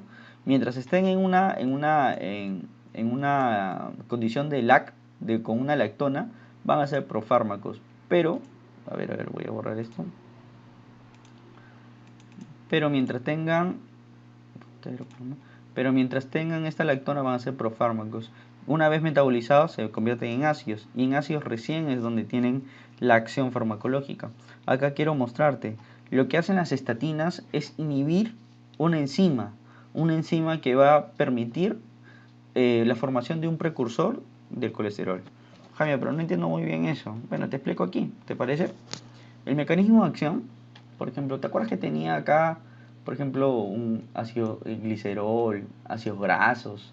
Y este piruvato más coenzima A me va a permitir la formación de ¿qué? A ver, su bioquímica, acetilcoenzima A. ¿Sí? ¿Te das cuenta que todo esto es parte de la respiración, del ciclo de Krebs? Oh, Jaime, entonces, sí, mira, acá puedes aplicar el ciclo de Krebs. Tantos que preguntaban, para qué me sirve el ciclo de Krebs? No quiero saber nada. 36 ATP, 38 ATP, ¿no? Ya no. Aquí es que te muestro, es muy importante. Piruvato con el CoA, coenzima A, más los glicerol con ácidos grasos me va a permitir la síntesis de acetilcoenzima A. Mira, esta acetilcoenzima A va a permitir la formación de mevalonato. Ah, ya Jaime, entonces, ya, ¿y esto de qué me sirve? Lo que te sirve es esto, mira. Por favor, mira conmigo detenidamente esto. El 3-hidroximetilglutonil-CoA, el famoso HMG-CoA. Acuérdate, HMG-CoA, ¿sí? Este 3-HMGA va a permitir a partir de una HMG-CoA reductasa generar lo que es el mevalonato. ¿Por qué te digo todo esto? Te digo todo esto porque las estatinas van a interactuar con esta reductasa desactivándola. Imagínate que esta es la enzima, mira, acá está la enzima. Sí, chicos, no vayan a pensar mal, por favor, ¿eh? Esta es una enzima. Lo que hace, por ejemplo, las estatinas es acoplarse a un sitio activo, al sitio activo de la enzima, generando una desactivación. Y yo al desactivar este proceso voy a evitar o voy a disminuir el mevalonato. Y esto es algo muy eficaz y muy específico porque las estatinas no solamente se acoplan, recuerda que también son reversibles, o sea, una vez que se unen también pueden desunirse, ¿verdad? Pero, ¿por qué te digo eficacia y específica? Porque la literatura y los diversos libros de farmacología señalan que una vez que se acopla, esto se altera y ya no puede acoplarse correctamente a su sustrato. Jaime, pero el mevalonato, ¿qué tiene que ver con esto? Te explico, el mevalonato tiene que ver mucho porque gracias a este mevalonato, al final se va a formar lo que es el colesterol y se va a formar lo que es el HDL. Si yo disminuyo el mevalonato, disminuye la producción del colesterol y LDL. Es por ello que las estatinas son muy efectivas para la disminución de la biosíntesis del colesterol. ¿Me dejé entender? ¿Sí, chicos? Ahora, quiero colocarte, y no quiero dejarte así. Quiero darte algo más. ¿Te parece? ¿Me dejas darte algo más? Ya, acá te doy algo más. Algo interesante para que no solamente memorizar, ¿no?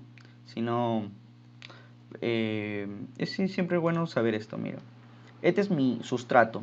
Recuerden acá el sustrato, ¿no? Sustrato, tengo mi enzima, que esta enzima a partir del sustrato me va a producir ácido mevalonato y me va a producir lo que es el colesterol. Si nosotros nos damos cuenta, las estructuras... A ver, mira, yo te pongo acá un ejemplo. ¿Cómo hago para que una enzima se desactive? Tengo que hacer que mi fármaco se parezca lo más posible al sustrato natural que tiene. De esta manera lo engaño y hago que se desactive. Mira acá el sustrato. Este es el sustrato. Mira conmigo, por favor. Este es algo bien bonito. Mira acá el sustrato y acá tengo un fármaco, la pravastatina, por ejemplo. Nos damos cuenta que tienen ciertos grupos que son muy parecidos, incluso en la misma posición. ¿Sí? Tengo acá un ácido, un grupo hidroxilo y tengo acá un anillo. La literatura señala que esta similitud permite que esta enzima se confunda y en vez de actuar al nivel del sustrato, actúa al nivel del fármaco. ¿Sí? Oh, mira, hice una carita. Que actúa al nivel del fármaco. ¿Sí? Ahora, Jaime, entonces, ¿ese es solamente el único mecanismo de acción que tienen las estatinas? No, déjame decirte que existen varios procesos, o sea, también existen otras funciones. Otra de las funciones que tienen adicional de las estatinas se denomina un cierto efecto. A este se le llama un efecto pleitrópico. Jaime, ¿qué son los efectos pleitrópicos? Los efectos pleitrópicos son los efectos adicionales beneficiosos que tiene un fármaco, muy independiente de su mecanismo de acción. ¿Sí? Voy a preguntar qué es un efecto pleitrópico. ¿Les parece? Ahora, esto lo saqué de un artículo del 2015. E incluso también el RAN también me lo señala, el Caxon también me lo señala. Y he sacado todo un resumen para darte 10 puntitos, para darte lo mejor. Porque eso es lo que hace la familia Atlas, te da lo mejor. Mira, vamos a disminuir, vamos a hacer una disminución del vasoespasmo coronario y va a haber una mejoría en la perfusión miocárdica. Ah, mira, no entiendo mucho. Va a haber una disminución de la oxidación del LDL en el espacio subendotelial y de su captura en los macrófagos. 3. Espera, Jaime, ¿qué has dicho en el punto 2? Te lo repito. Disminución de la oxidación del LDL. ¿Dónde se oxidaba el LDL? A ver, déjame acordarme. Jaime, ¿no era en las características del proceso del arteroma? Sí, entonces las estatinas no solamente evitan la formación del colesterol, sino también evitan la oxidación del LDL, o sea, evitan también la formación de placas ateromatosas. Sí, correcto. El punto 2 es ese. Por eso es que te expliqué ahí con lágrima, con sudor, te expliqué que hay ciertas características en la formación de las placas ateromatosas, en la cual las estatinas tienen un efecto pleitrópico, es una disminución de la oxidación del LDL, ¿verdad? Pero también va a haber una acción en los macrófagos. ¿Qué, Jaime? Pero el punto 2 no está en macrófagos. Sí, mira. Mira el punto, ¿dónde está? Mira el punto 10. Mira el punto 10, disminución de la respuesta inmunológica. Por lo tanto, ¿qué va a pasar? Va a disminuir la inflamación. Acuérdate que una hipercolesterolemia presenta ciertas condiciones o ciertos estados, ciertas características como es la inflamación.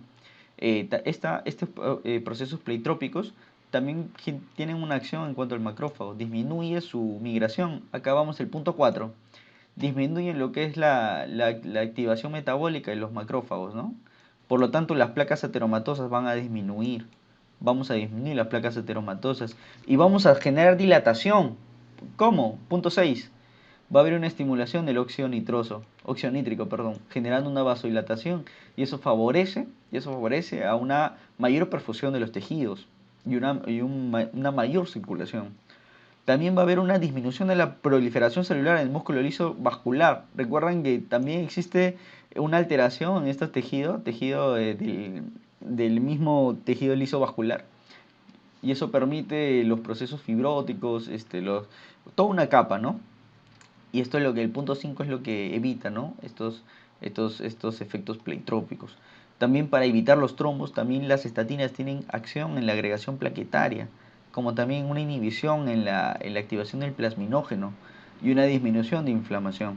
Entonces, te das cuenta lo importante que son las estatinas, no solamente por el efecto en la disminución del colesterol, sino tienen una marcada influencia en cuanto a los procesos arterioscleróticos, ¿sí?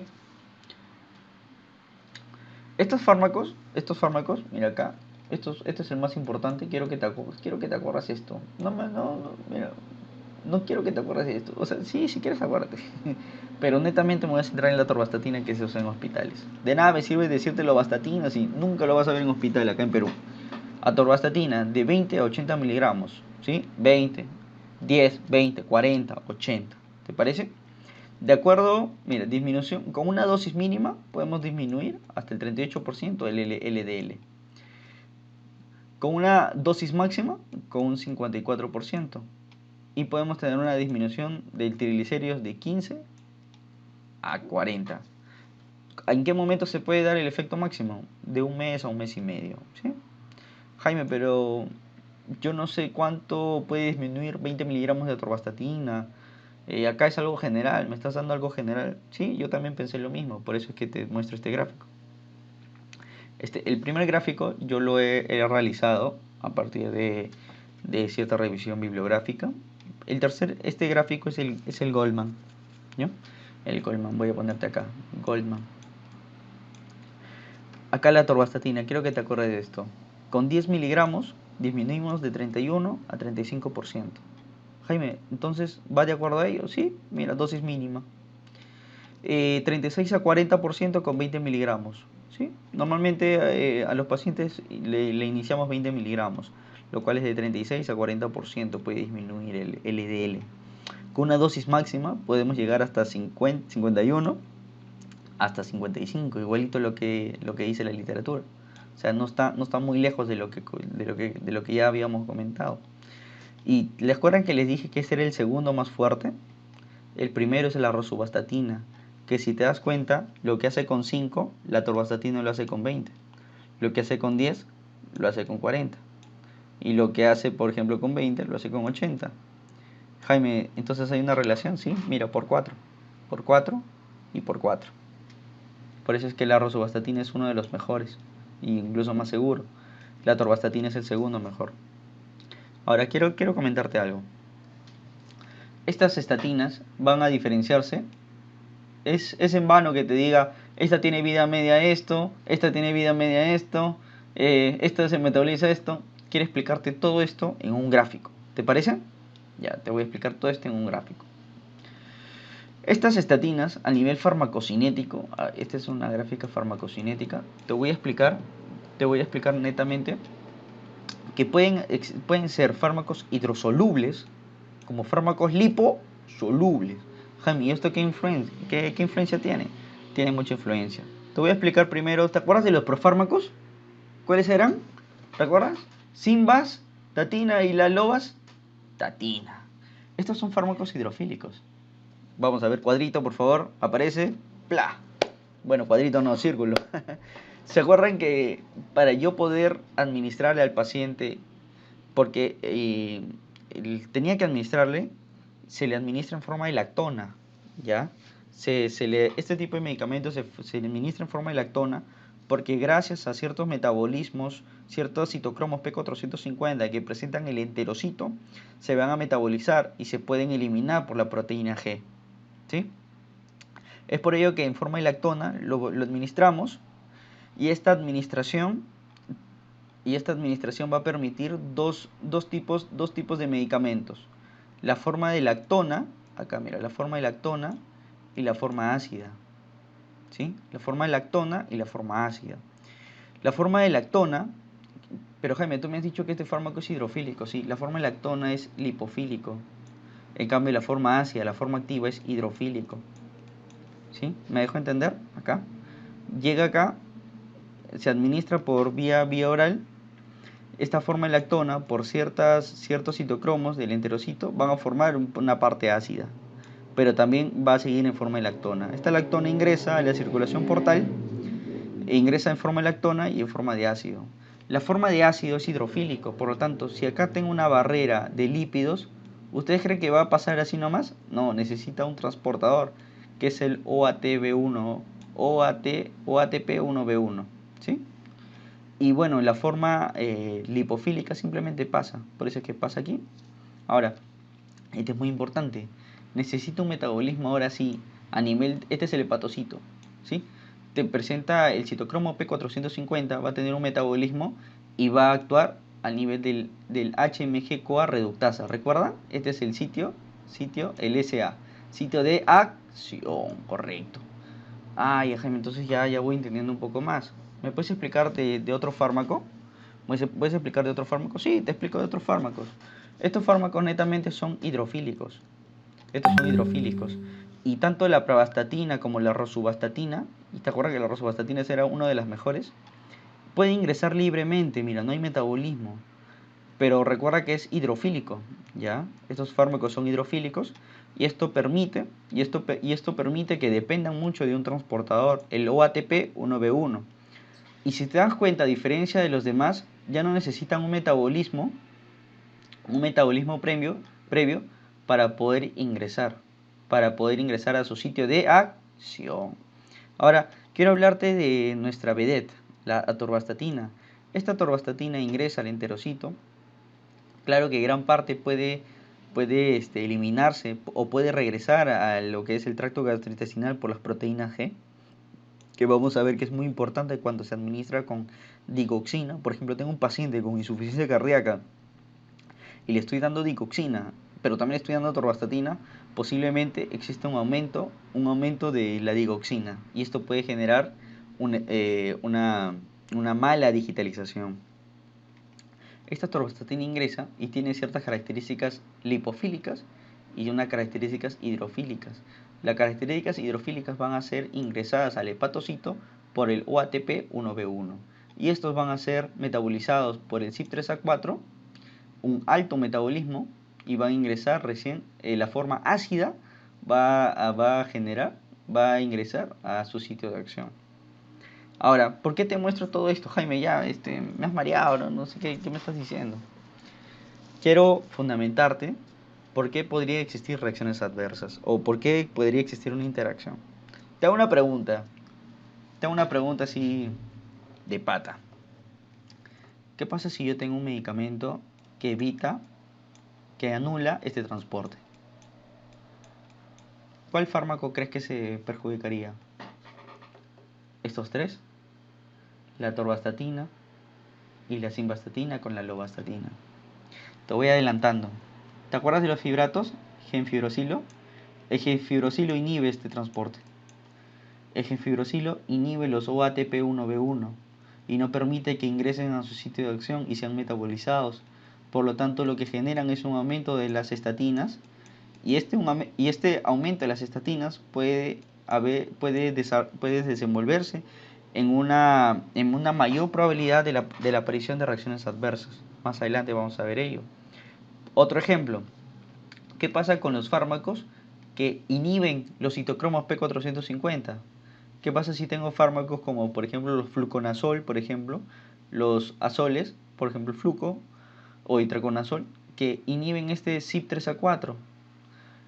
Lo que hace es que esta atorvastatina no pueda metabolizarse en metabolitos activos y no generen su reacción. Por lo tanto, estamos hablando de una FT, de una falla terapéutica. ¿Te das cuenta que lo normal podemos ver más o menos cómo se puede desarrollar? ¿Sí? ¿Te das cuenta? Ahora te pongo otro ejemplo. ¿Qué pasa si yo tengo un inductor del CYP3A4? Voy a favorecer un aumento de esta enzima.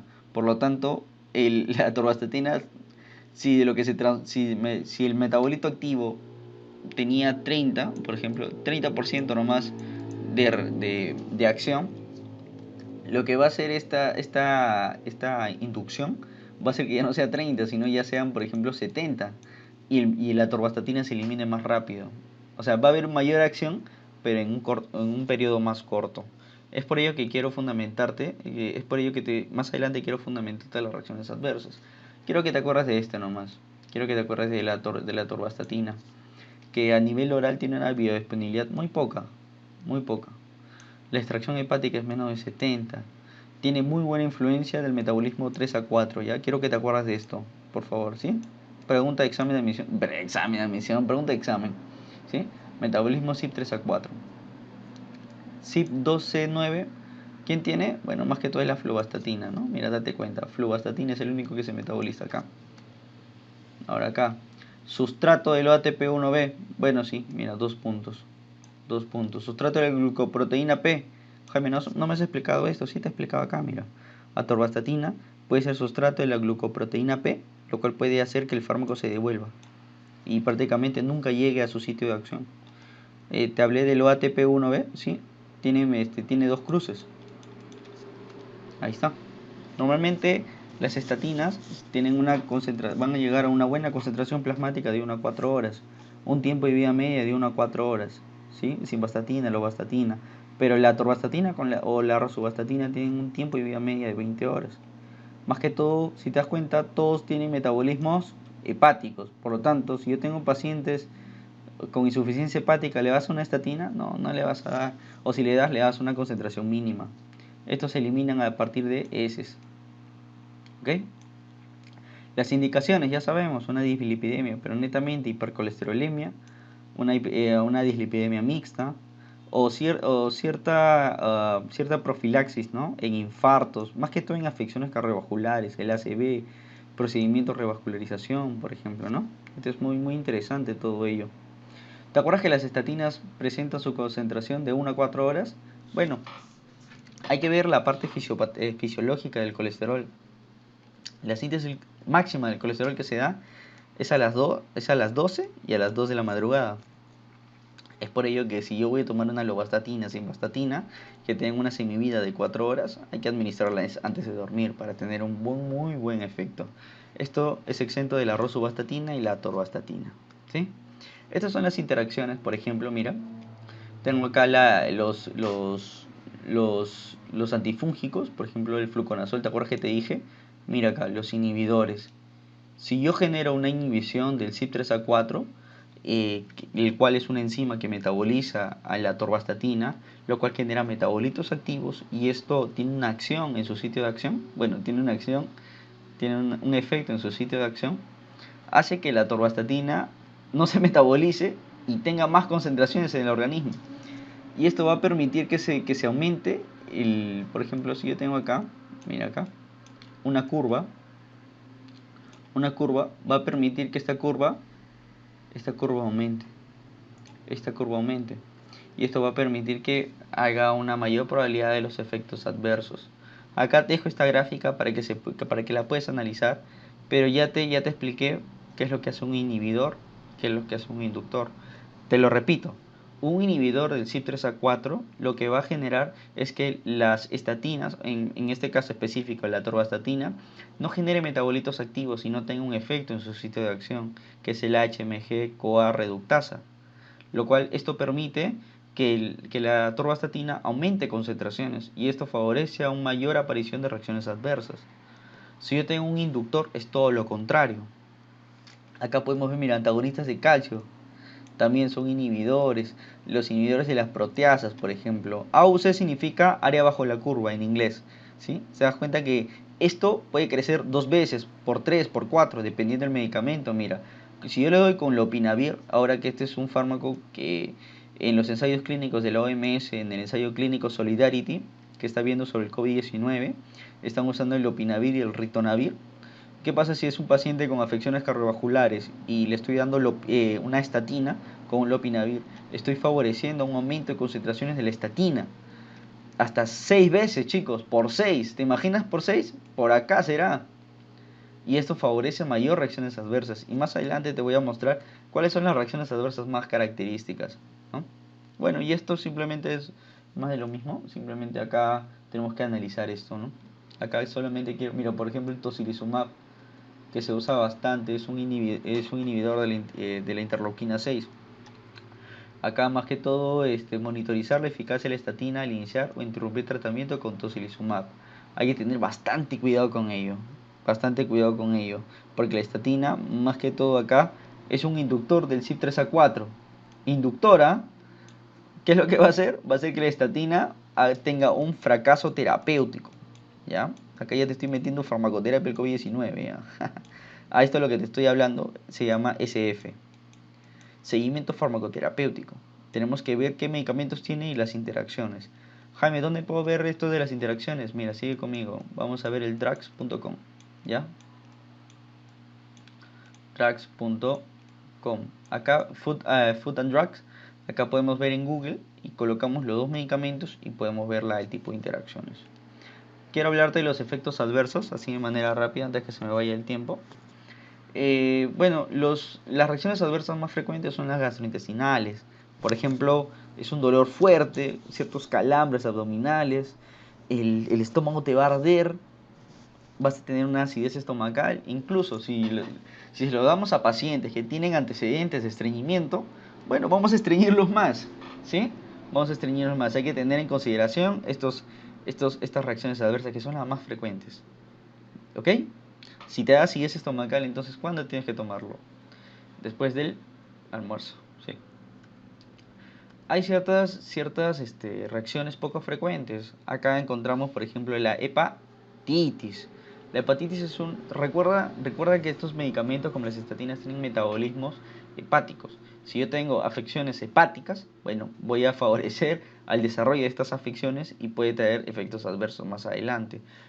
Recuerda que también tiene metabolismo hepático y esto puede favorecer el aumento de las transaminasas como el TGO y el TGP, ¿sí? Ahora, existen ciertas reacciones más serias, son bien raras, al nivel del 0.2% le sucede. A esto se le denomina la rhabdomiolisis, ¿sí? Simplemente esta rhabdomiolisis se trata sobre una necrosis a nivel del músculo, ¿sí? Va a haber una necrosis al nivel muscular, va a haber una ruptura, Más que todo se denomina toxicidad muscular, ¿sí? Esto más que todo, este tipo de miopatía, chicos, ocurre casi 0.2%, chicos, 0.2%. ¿Cómo comienza esto? El paciente empieza a sentir ciertos dolores. Mire, doctor, estoy tomando estatinas hace 3 meses y está empezando a dolerme los músculos, sobre todo de las partes inferiores y partes superiores. Me está empezando a doler los músculos, que me siento un poco cansado, me duele cuando me toco. ¿Cómo podemos evitar todo ello? Tenemos que evitar ello. eh, ahorita vamos a mencionar eso, no me voy a adelantar. Pero más que todo, ¿cómo podemos monitorizar? Esa sería la cuestión, ¿no? Podemos monitorizarlo a partir de la creatinina quinasa y podemos monitorizarlo a partir de las concentraciones de mioglobina. La creatinina quinasa no tiene que pasar, si está más de 10 veces, suspender automáticamente el medicamento y darle bastante agua. ¿Agua? Sí, porque al nosotros tener degradación muscular vamos a ver un aumento de creatinina quinasa y un aumento de mioglobina. ¿Y por qué agua? Lo que sucede es que las personas que están llevando nefrología, esto va por ustedes, esta mioglobina va a tener bastante, va a haber un depósito, ay, ¿cómo son los riñones? Ahí está. Va a tener bastante depósito a nivel de los riñones. Y esto se puede manifestar en que, por algo te he puesto esto algo oscuro, en la orina oscura. Una orina oscura es signo de que el paciente está presentando una reacción adversa con las estatinas, ¿sí? O sea, hay que cuantificar estas mioglobinas, porque hay que darle agua para favorecer la eliminación a nivel renal, ¿sí? Para favorecer. ¿Cómo funciona todo esto? Bueno, al principio comienza con mialgias, luego una miositis y una rhabdomiolisis. Jaime, ¿y esto puede ser reversible? Sí, cuando se detecten mialgias. Y esto más que todo puede desaparecer de 2 a 3 meses, una vez que suspendemos, ¿sí? Por eso que los factores que aumentan el riesgo, vamos a borrar esto, los factores que aumentan el riesgo, pluma, son por ejemplo cuando usamos dosis altas de estatinas. ¿Te acuerdas cuando los pacientes, quién tiene menos músculo? Los ancianitos, por eso la edad avanzada. Los que tienen menos músculo son el sexo femenino, enfermedades renales y hepáticas, así es, el hipotiroidismo, disminución del metabolismo. Y bueno, los inhibidores del CYP3A4 de las estatinas, las famosas interacciones. Ahora quiero hablarte de manera rápida de los fibratos. Los fibratos es bien interesante porque tienen un mecanismo de acción a nivel nuclear. Estos fibratos van a tener, ¿te acuerdas que te mencioné del PARS alfa? Este PARS alfa viene a ser nada más nada menos que un receptor de transcripción nuclear, ¿sí? De transcripción nuclear. Esto voy a borrar porque tengo varias diapositivas aquí. Vamos a ponerte en forma de puntero láser. Esta PARS alfa viene a ser un cierto receptor de transcripción nuclear. ¿Dónde se encuentra eso? A nivel del hígado, tejido adiposo pardo y riñones. ¿Qué es lo que hace estos fibratos? Mira esta animación. Genera una acción en este tipo de receptores. ¿Y qué produce, Jaime? Produce esto. Produce una disminución de los triglicéridos por medio de una oxidación de los ácidos grasos, una mayor síntesis del LL. ¿Te acuerdas? Acá le dicen LPL. Este es un libro del Este es del Caxon, ¿ya? Pero en el Brenner, por ejemplo, le dicen LL, ¿sí? La lipasa lipoproteica. ¿Te acuerdas? Va a haber una menor ApoC3 y va a haber mayor APO1A y APO5. Ahora mira, este es el mecanismo de acción. Lo que sucede es que estos fibratos van a actuar a nivel nuclear. Van a favorecer, por ejemplo, menos síntesis del ApoC3, lo cual es un inhibidor de la acción lipolítica. La síntesis va a haber mayor síntesis de ApoA1 y ApoA2, lo cual se evidencia, va a generar un aumento de HDL. ¿Ya? Recordemos, va a haber un aumento de APO1A y APO2A, lo cual aumenta el HDL. Va a haber, para que entiendas este punto, quiero que entiendas acá, va a haber un aumento de la lipólisis, pero como todo proceso es regulado, el ApoC3 evita esta acción lipolítica. Es por ello que este fibrato disminuye la acción, la acción inhibidora. ¿Sí? ¿Se entendió mejor? Sí.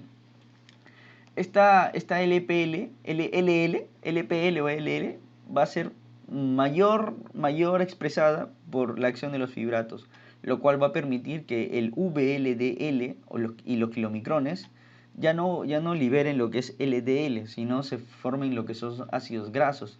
Y dentro del tejido periférico, como el tejido muscular, como el tejido graso, va a haber una mayor oxidación de los ácidos grasos. ¿Sí? Es por ello que se fundamenta este mecanismo de acción. Por otro lado, también evita la salida del VLL. ¿Sí? Va a evitar una del hígado hacia los vasos sanguíneos. Ahora, quiero explicarte esto. ¿Cuáles son los parámetros farmacocinéticos? Estos fibratos, a diferencia de la atorvastatina, por ejemplo, que tiene una biodisponibilidad de 12, tienen una buena biodisponibilidad, más del 90%. Jaime, entonces, si yo sé que estaba consumiendo fibratos, puede ser con comida o sin comida. Esto es interesante porque los fibratos tienen muy buena biodisponibilidad cuando presentan con comidas. Es por ello que la literatura señala, puedes tomarlo antes 30 minutos antes o 30 minutos después de las comidas. Esto permite una mayor absorción y una mayor concentración en su lugar de acción, que es el hígado, ¿no? Porque todo esto es el hígado. Presenta una circulación enterohepática y puede cruzar la placenta. Jaime, ¿qué circulación enterohepática? Jaime, no entiendo eso. Ah, mira, una circulación enterohepática es cuando, por ejemplo, te lo voy a decir en términos así sencillos para que se entienda, es cuando un fármaco está en el hígado y del hígado pasa al intestino por las vías biliares y a partir de estas vías biliares vuelve otra vez al hígado. A eso se le llama circulación enterohepática. Jaime, ¿y esto tiene alguna función o alguna finalidad? Sí, déjame decirte que gracias a esta circulación enterohepática de estos fibratos, le permite tener concentraciones más elevadas en el hígado, en los hepatocitos, que a nivel plasmático. ¿Sí? Y bueno, puede cruzar la placenta. Entonces eso quiere decir que puede generar efectos teratogénicos, ¿no? Tiene una alta unión a proteínas, al igual que las estatinas, mira, 95%. Tiempo de vida media, 1.5. ¿En cuánto se elimina? Más o menos en 7-8 horas. Volumen de distribución muy amplia. Incluso la literatura dice que es sistematizada. La eliminación es renal, 70% renal. Ahora te digo algo, si tengo un paciente con insuficiencia renal crónica, ¿se ajustaría o no se ajustaría? Sí, sí se ajustaría entonces. Sí, eso es lo interesante. ¿Cómo se da la administración? Si las estatinas tenemos, bueno, en todo caso, la atorvastatina tiene presentaciones de 10, 20, 40, 80 miligramos. Los fibratos tienen presentación de 60 miligramos. ¿Sí? Lo cual, por el tiempo de vida media, que es más que todo es casi 8 horas, sería 2 veces al día, cada 12 horas. Y como tiene una biodisponibilidad más del 90% con comidas, se le da 30 minutos antes del desayuno. ¿Sí? Bueno, el Brenner dice before, ¿no? After es antes, before es después. Pero bueno, puede ser 30 minutos antes y 30 minutos después. Eso es lo interesante. Ahora, estos fibratos, aparte de su mecanismo de acción, ¿tendrá efectos pleitrópicos? Sí. Reducen la proteína C, reducen de una u otra manera la inflamación, reducen los fibrinógenos, muy importante en el proceso de coagulación. Mejora la tolerancia a la glucosa, muy beneficioso en pacientes que tienen una dislipidemia secundaria, como es una afección, en una diabetes mellitus. Inhibe la inflamación, por eso inhibe la proteína C, ¿sí? Ahora, quiero explicarte tratamientos no aprobados por la FDA. Según la gráfica de hiperlipoproteinemia de Fredrickson, estos fibratos, los cuales los pacientes que tienen gran riesgo de pancreatitis, pueden ser usados en el, punto, en el tipo 4 y el tipo 5, ¿sí? Acá quiero mencionarte esto. Ahora, ¿en qué pacientes está contraindicado? A ver, vamos a pensar.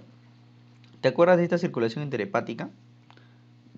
Pasa del hígado por las vías biliares, pasa al intestino y el intestino pasa otra vez al hígado. ¿Qué pasa si el paciente tiene problemas en las vías biliares? ¿Se le podría dar esto? Aumentarías más las concentraciones, no tendría esta circulación y de una u otra manera aumentas la concentración y eso genera efectos adversos el paciente es más predispuesto a estas reacciones adversas. Te pregunto, ¿qué más te puedo preguntar? Bueno, básicamente las vías biliares. Es por ello que este tipo de pacientes está contraindicado en pacientes que tienen ciertos problemas en las vesículas biliares, en la cirrosis biliar, gracias a que este fármaco presenta una circulación enterhepática. ¿Te acuerdas que este tipo de medicamentos tiene una eliminación casi del 70% renal? Sí, Jaime, sí me acuerdo. ¿Te acuerdas que este tipo de medicamentos se concentra más en el hígado? Sí, sí, Jaime, sí me acuerdo. Entonces, si yo tengo alterado el hígado o tengo alterado los riñones, bueno, hay que ver, y si esto es severo, bueno, está muy contraindicado. Y claro, está la hipersensibilidad, ¿no? A ciertos componentes, ahorita no recuerdo bien, a los componentes que forman parte del medicamento, los excipientes. También puede haber, por ejemplo, uso concurrente de estatinas, ¿sí? Más adelante vamos a ver. Y en el embarazo, ¿recuerda que pasa la placenta? Sí. Jaime, una consulta. Y entonces hay que tener precauciones. ¿En qué tipo de pacientes?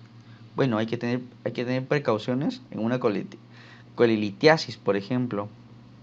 También hay que tener mucho cuidado cuando está elevado las transaminasas. Cuando tienes antecedentes de miopatías o radiomielisis. ¿Sí? También cuando hay una disminución, pacientes con anemias o disminución de leucocitos o una trombocitopenia, ¿no? Porque estos fibroblastos disminuyen de una u otra manera, disminuyen estos efectos hematológicos, ¿no? Estos grupos hematológicos lo disminuyen. Ahora, quiero hablarte de algo interesante. Lo interesante es que si tú combinas una estatina con un fibrato, hay que tener bastante cuidado con esta miopatía. Y ya te enseñé cómo es que hay que hacer, ¿no? ¿Te acuerdas? Monitoreo de la creatinina quinasa, que no suba más de 10 veces, y la mioglobina. ¿Cómo vemos la mioglobina? Por medio de la orina, el color de la orina. ¿Sí? Y más que todo, el American Heart Association nos señalan que si no está aumentando, si yo le estoy dando gemfibrosilo y LDL no está disminuyendo, bueno, hay que asociarlo a una estatina, pero hay que tener bastante cuidado, porque existe una interacción bien interesante. Una interacción se divide en tres tipos de riesgos.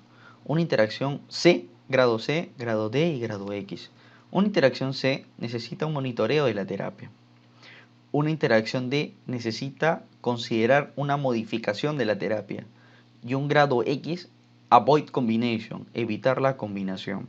Con nosotros tenemos los programas como el UpToDate, el Dynamite, el Micromedics, y corremos en el programa interacción atorvastatina-gemfibrosilo, vamos a determinar que este tipo de interacciones es un avoid combination.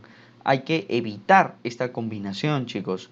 Y en todo caso, si es necesario, tener bastante cuidado. Para que te acuerdes de esto, los riesgos superan a los beneficios. Acá los riesgos son igual que los beneficios. Y aquí los beneficios son mayores que los riesgos. ¿Sí? ¿Cuál es la gravedad de esta interacción? Es muy grave y la confiabilidad de la fuente es muy buena. Lo que sucede acá, esta es una gráfica, chicos, mira, esta es la concentración la concentración del fármaco, esta es la concentración del fármaco y este es el tiempo.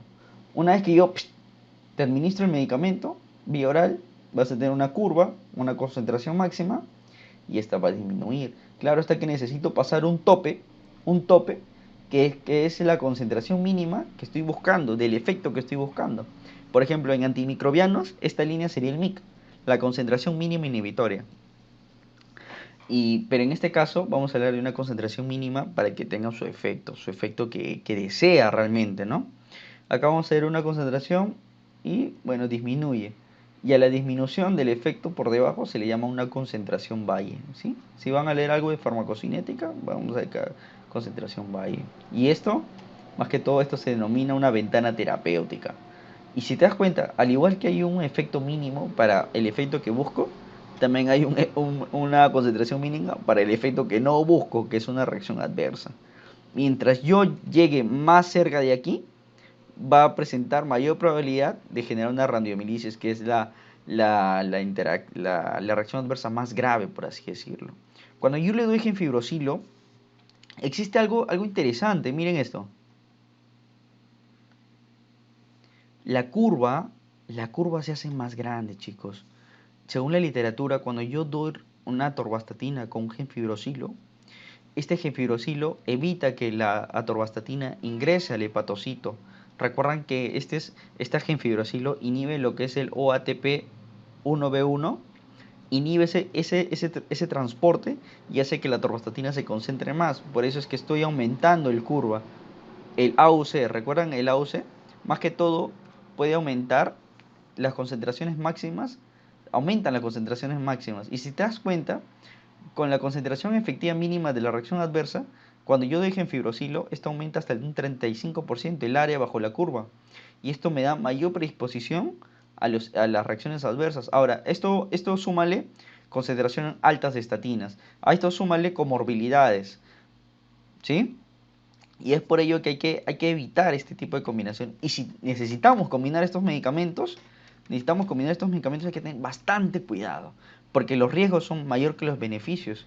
Por ejemplo, esto del 35% se evidenció en un ensayo clínico cuando se administró a un paciente 40 miligramos de atorvastatina cada 24 horas por su gran tiempo de vida media, cada 24 horas con gefibroxilo por 7 días. Se vio un aumento de 35% de todo ello.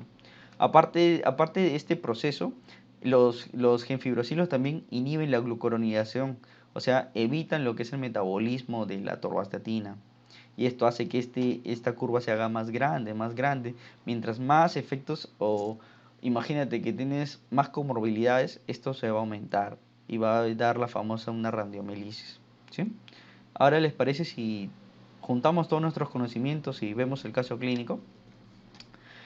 Para terminar, chicos, vamos a leer este caso clínico y ya ustedes ya son unos capos, acá les va. La revisión médica de rutina de un ejecutivo masculino, asintomático, no fumador, ¿cuántos años? 50 años de edad, con trabajo sedental, como lo que estamos ahorita, sentado todo el día, y sin antecedentes familiares de muerte cardíaca prematura, ha arrojado los siguientes hallazgos. Índice de masa corporal 27. Circunferencia de cintura 92 centímetros. Presión 130/86. Glucosa en ayunas 98. Así estamos bien. Colesterol total. Mira el colesterol total 268. El LDL 198. El HDL 38.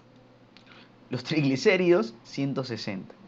Los valores de las pruebas de función hepática y renal y tiroidea y electrocardiograma están dentro de los límites normales. No hay hallazgos notables del examen físico. Además de asesorar sobre las modificaciones del estilo de vida, ¿requiere esta persona algún medicamento? Chicos, ¿requerirá? ¿Sí o no? En caso en que se necesiten medicamentos, ¿qué medicamentos y dosis serían apropiados?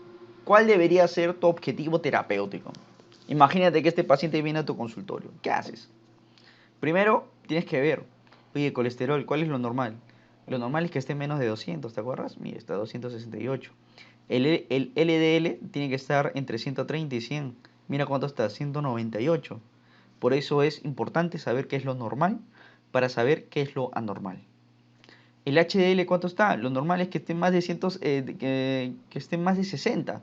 Y hay mujeres que estén más de 40. Este es un hombre, tiene que estar más de 60. Mire, está en la mitad casi.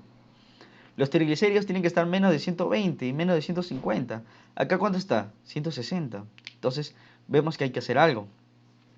Es por ello que vamos a responder la primera pregunta.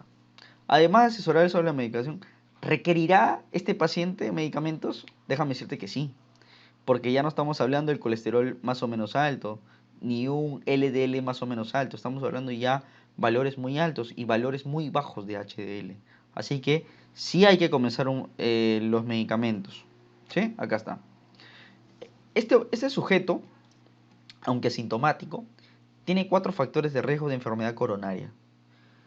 Es un hombre mayor de 45 años, 1. Su índice de masa corporal es más de 25, está en 27, 2. El colesterol LDL está muy por encima del umbral. Es por ello que hay que iniciar una terapia farmacológica hipolipidémica. El HDL tiene que estar bueno, está debajo de 40, pues. Por lo tanto, además de los cambios del estilo de vida, la dietoterapia, como ya les había comentado en la clase, hay que iniciar hay que iniciar la reducción de estos lípidos por medio del medicamento. ¿Cuál es la segunda pregunta? ¿En qué caso, en qué caso se necesitan, en caso de que necesiten medicamentos, qué medicamento le darían ustedes? A ver, ¿estatinas o gemfibrosilo? ¿A qué dosis? ¿Cuál sería el objetivo terapéutico? Sí, en vista de su perfil lipídico, debe ser tratado con un medicamento de estatina. Recuerda que los triglicéridos no está tan elevado, está a 160 por ahí. Pero el objetivo no está tanto en los triglicéridos, sino el objetivo está en aumentar el HDL, en disminuir el LDL y disminuir también los triglicéridos. Por eso las estatinas son muy buenos. ¿Qué más? Debe ser tratado con medicamento estatinas para reducir el LDL a menos de 130, ¿recuerdan? 130. Por lo tanto, debemos buscar una reducción del 40%. ¿Y se acuerdan? Yo les enseñé dosis, porcentaje que baja. Si nosotros queremos reducir el 40% para tener menos de 130, hay que darle una atorvastatina de 20 miligramos. ¿Sí? 20 miligramos. O una simvastatina 40 miligramos al día. Pero vamos a usar atorvastatina. Después de tratarlo con cualquiera de los medicamentos anteriores, ¿cuándo se da el efecto máximo del medicamento? De 4 a 6 semanas. Por ello es que vamos a ver cómo está de 4 a 6 semanas. ¿Sí? Una vez que veamos que se logró la meta, bueno, seguimos con ello, ¿no? Pero si vemos que se mantiene o no hay una mejora, bueno, vamos a duplicar la dosis. ¿Cuál es tu objetivo? Tu objetivo debe ser un LDL por debajo de 130. ¿Sí? Esto es lo más importante. El LDL. Porque recuerda que este LDL tiene un papel protagónico en las características fisiopatológicas de los componentes ateromatosos. Con esta terapia también puede ser que el nivel de triglicéridos, también se espera que el nivel de triglicéridos disminuya y el HDL también tiene que aumentar. Más que todos los triglicéridos tienen que estar menos de 150, porque están en 100, 198, 160 creo. Tiene que disminuir del límite. Y el HDL tiene que aumentar por encima de 40. Y es así chicos que con este caso clínico espero haber aportado algo en ustedes, haber enseñado una clase farmacológica que son las estatinas y los fibratos. Son muy bonitos fármacos. Hay que entender por qué damos un medicamento, hay que entender por qué hay que evitar juntar dos medicamentos. Hay que saber también, chicos, que hay ciertas interacciones, como ya comenté, dosis, qué tipo de estatinas hay que darles, qué tipo de gemfibrosilo. Bueno, esto es mi clase. Espero que hayan podido entender. Si tienen alguna consulta, me la hacen saber en el chat. Ya con este he culminado mi clase, ¿no? Disculpa más bien que si me haya explayado mucho, es que me gusta hablar mucho. Y bueno, si tienen alguna consulta, me la hacen saber, chicos. ¿Sí?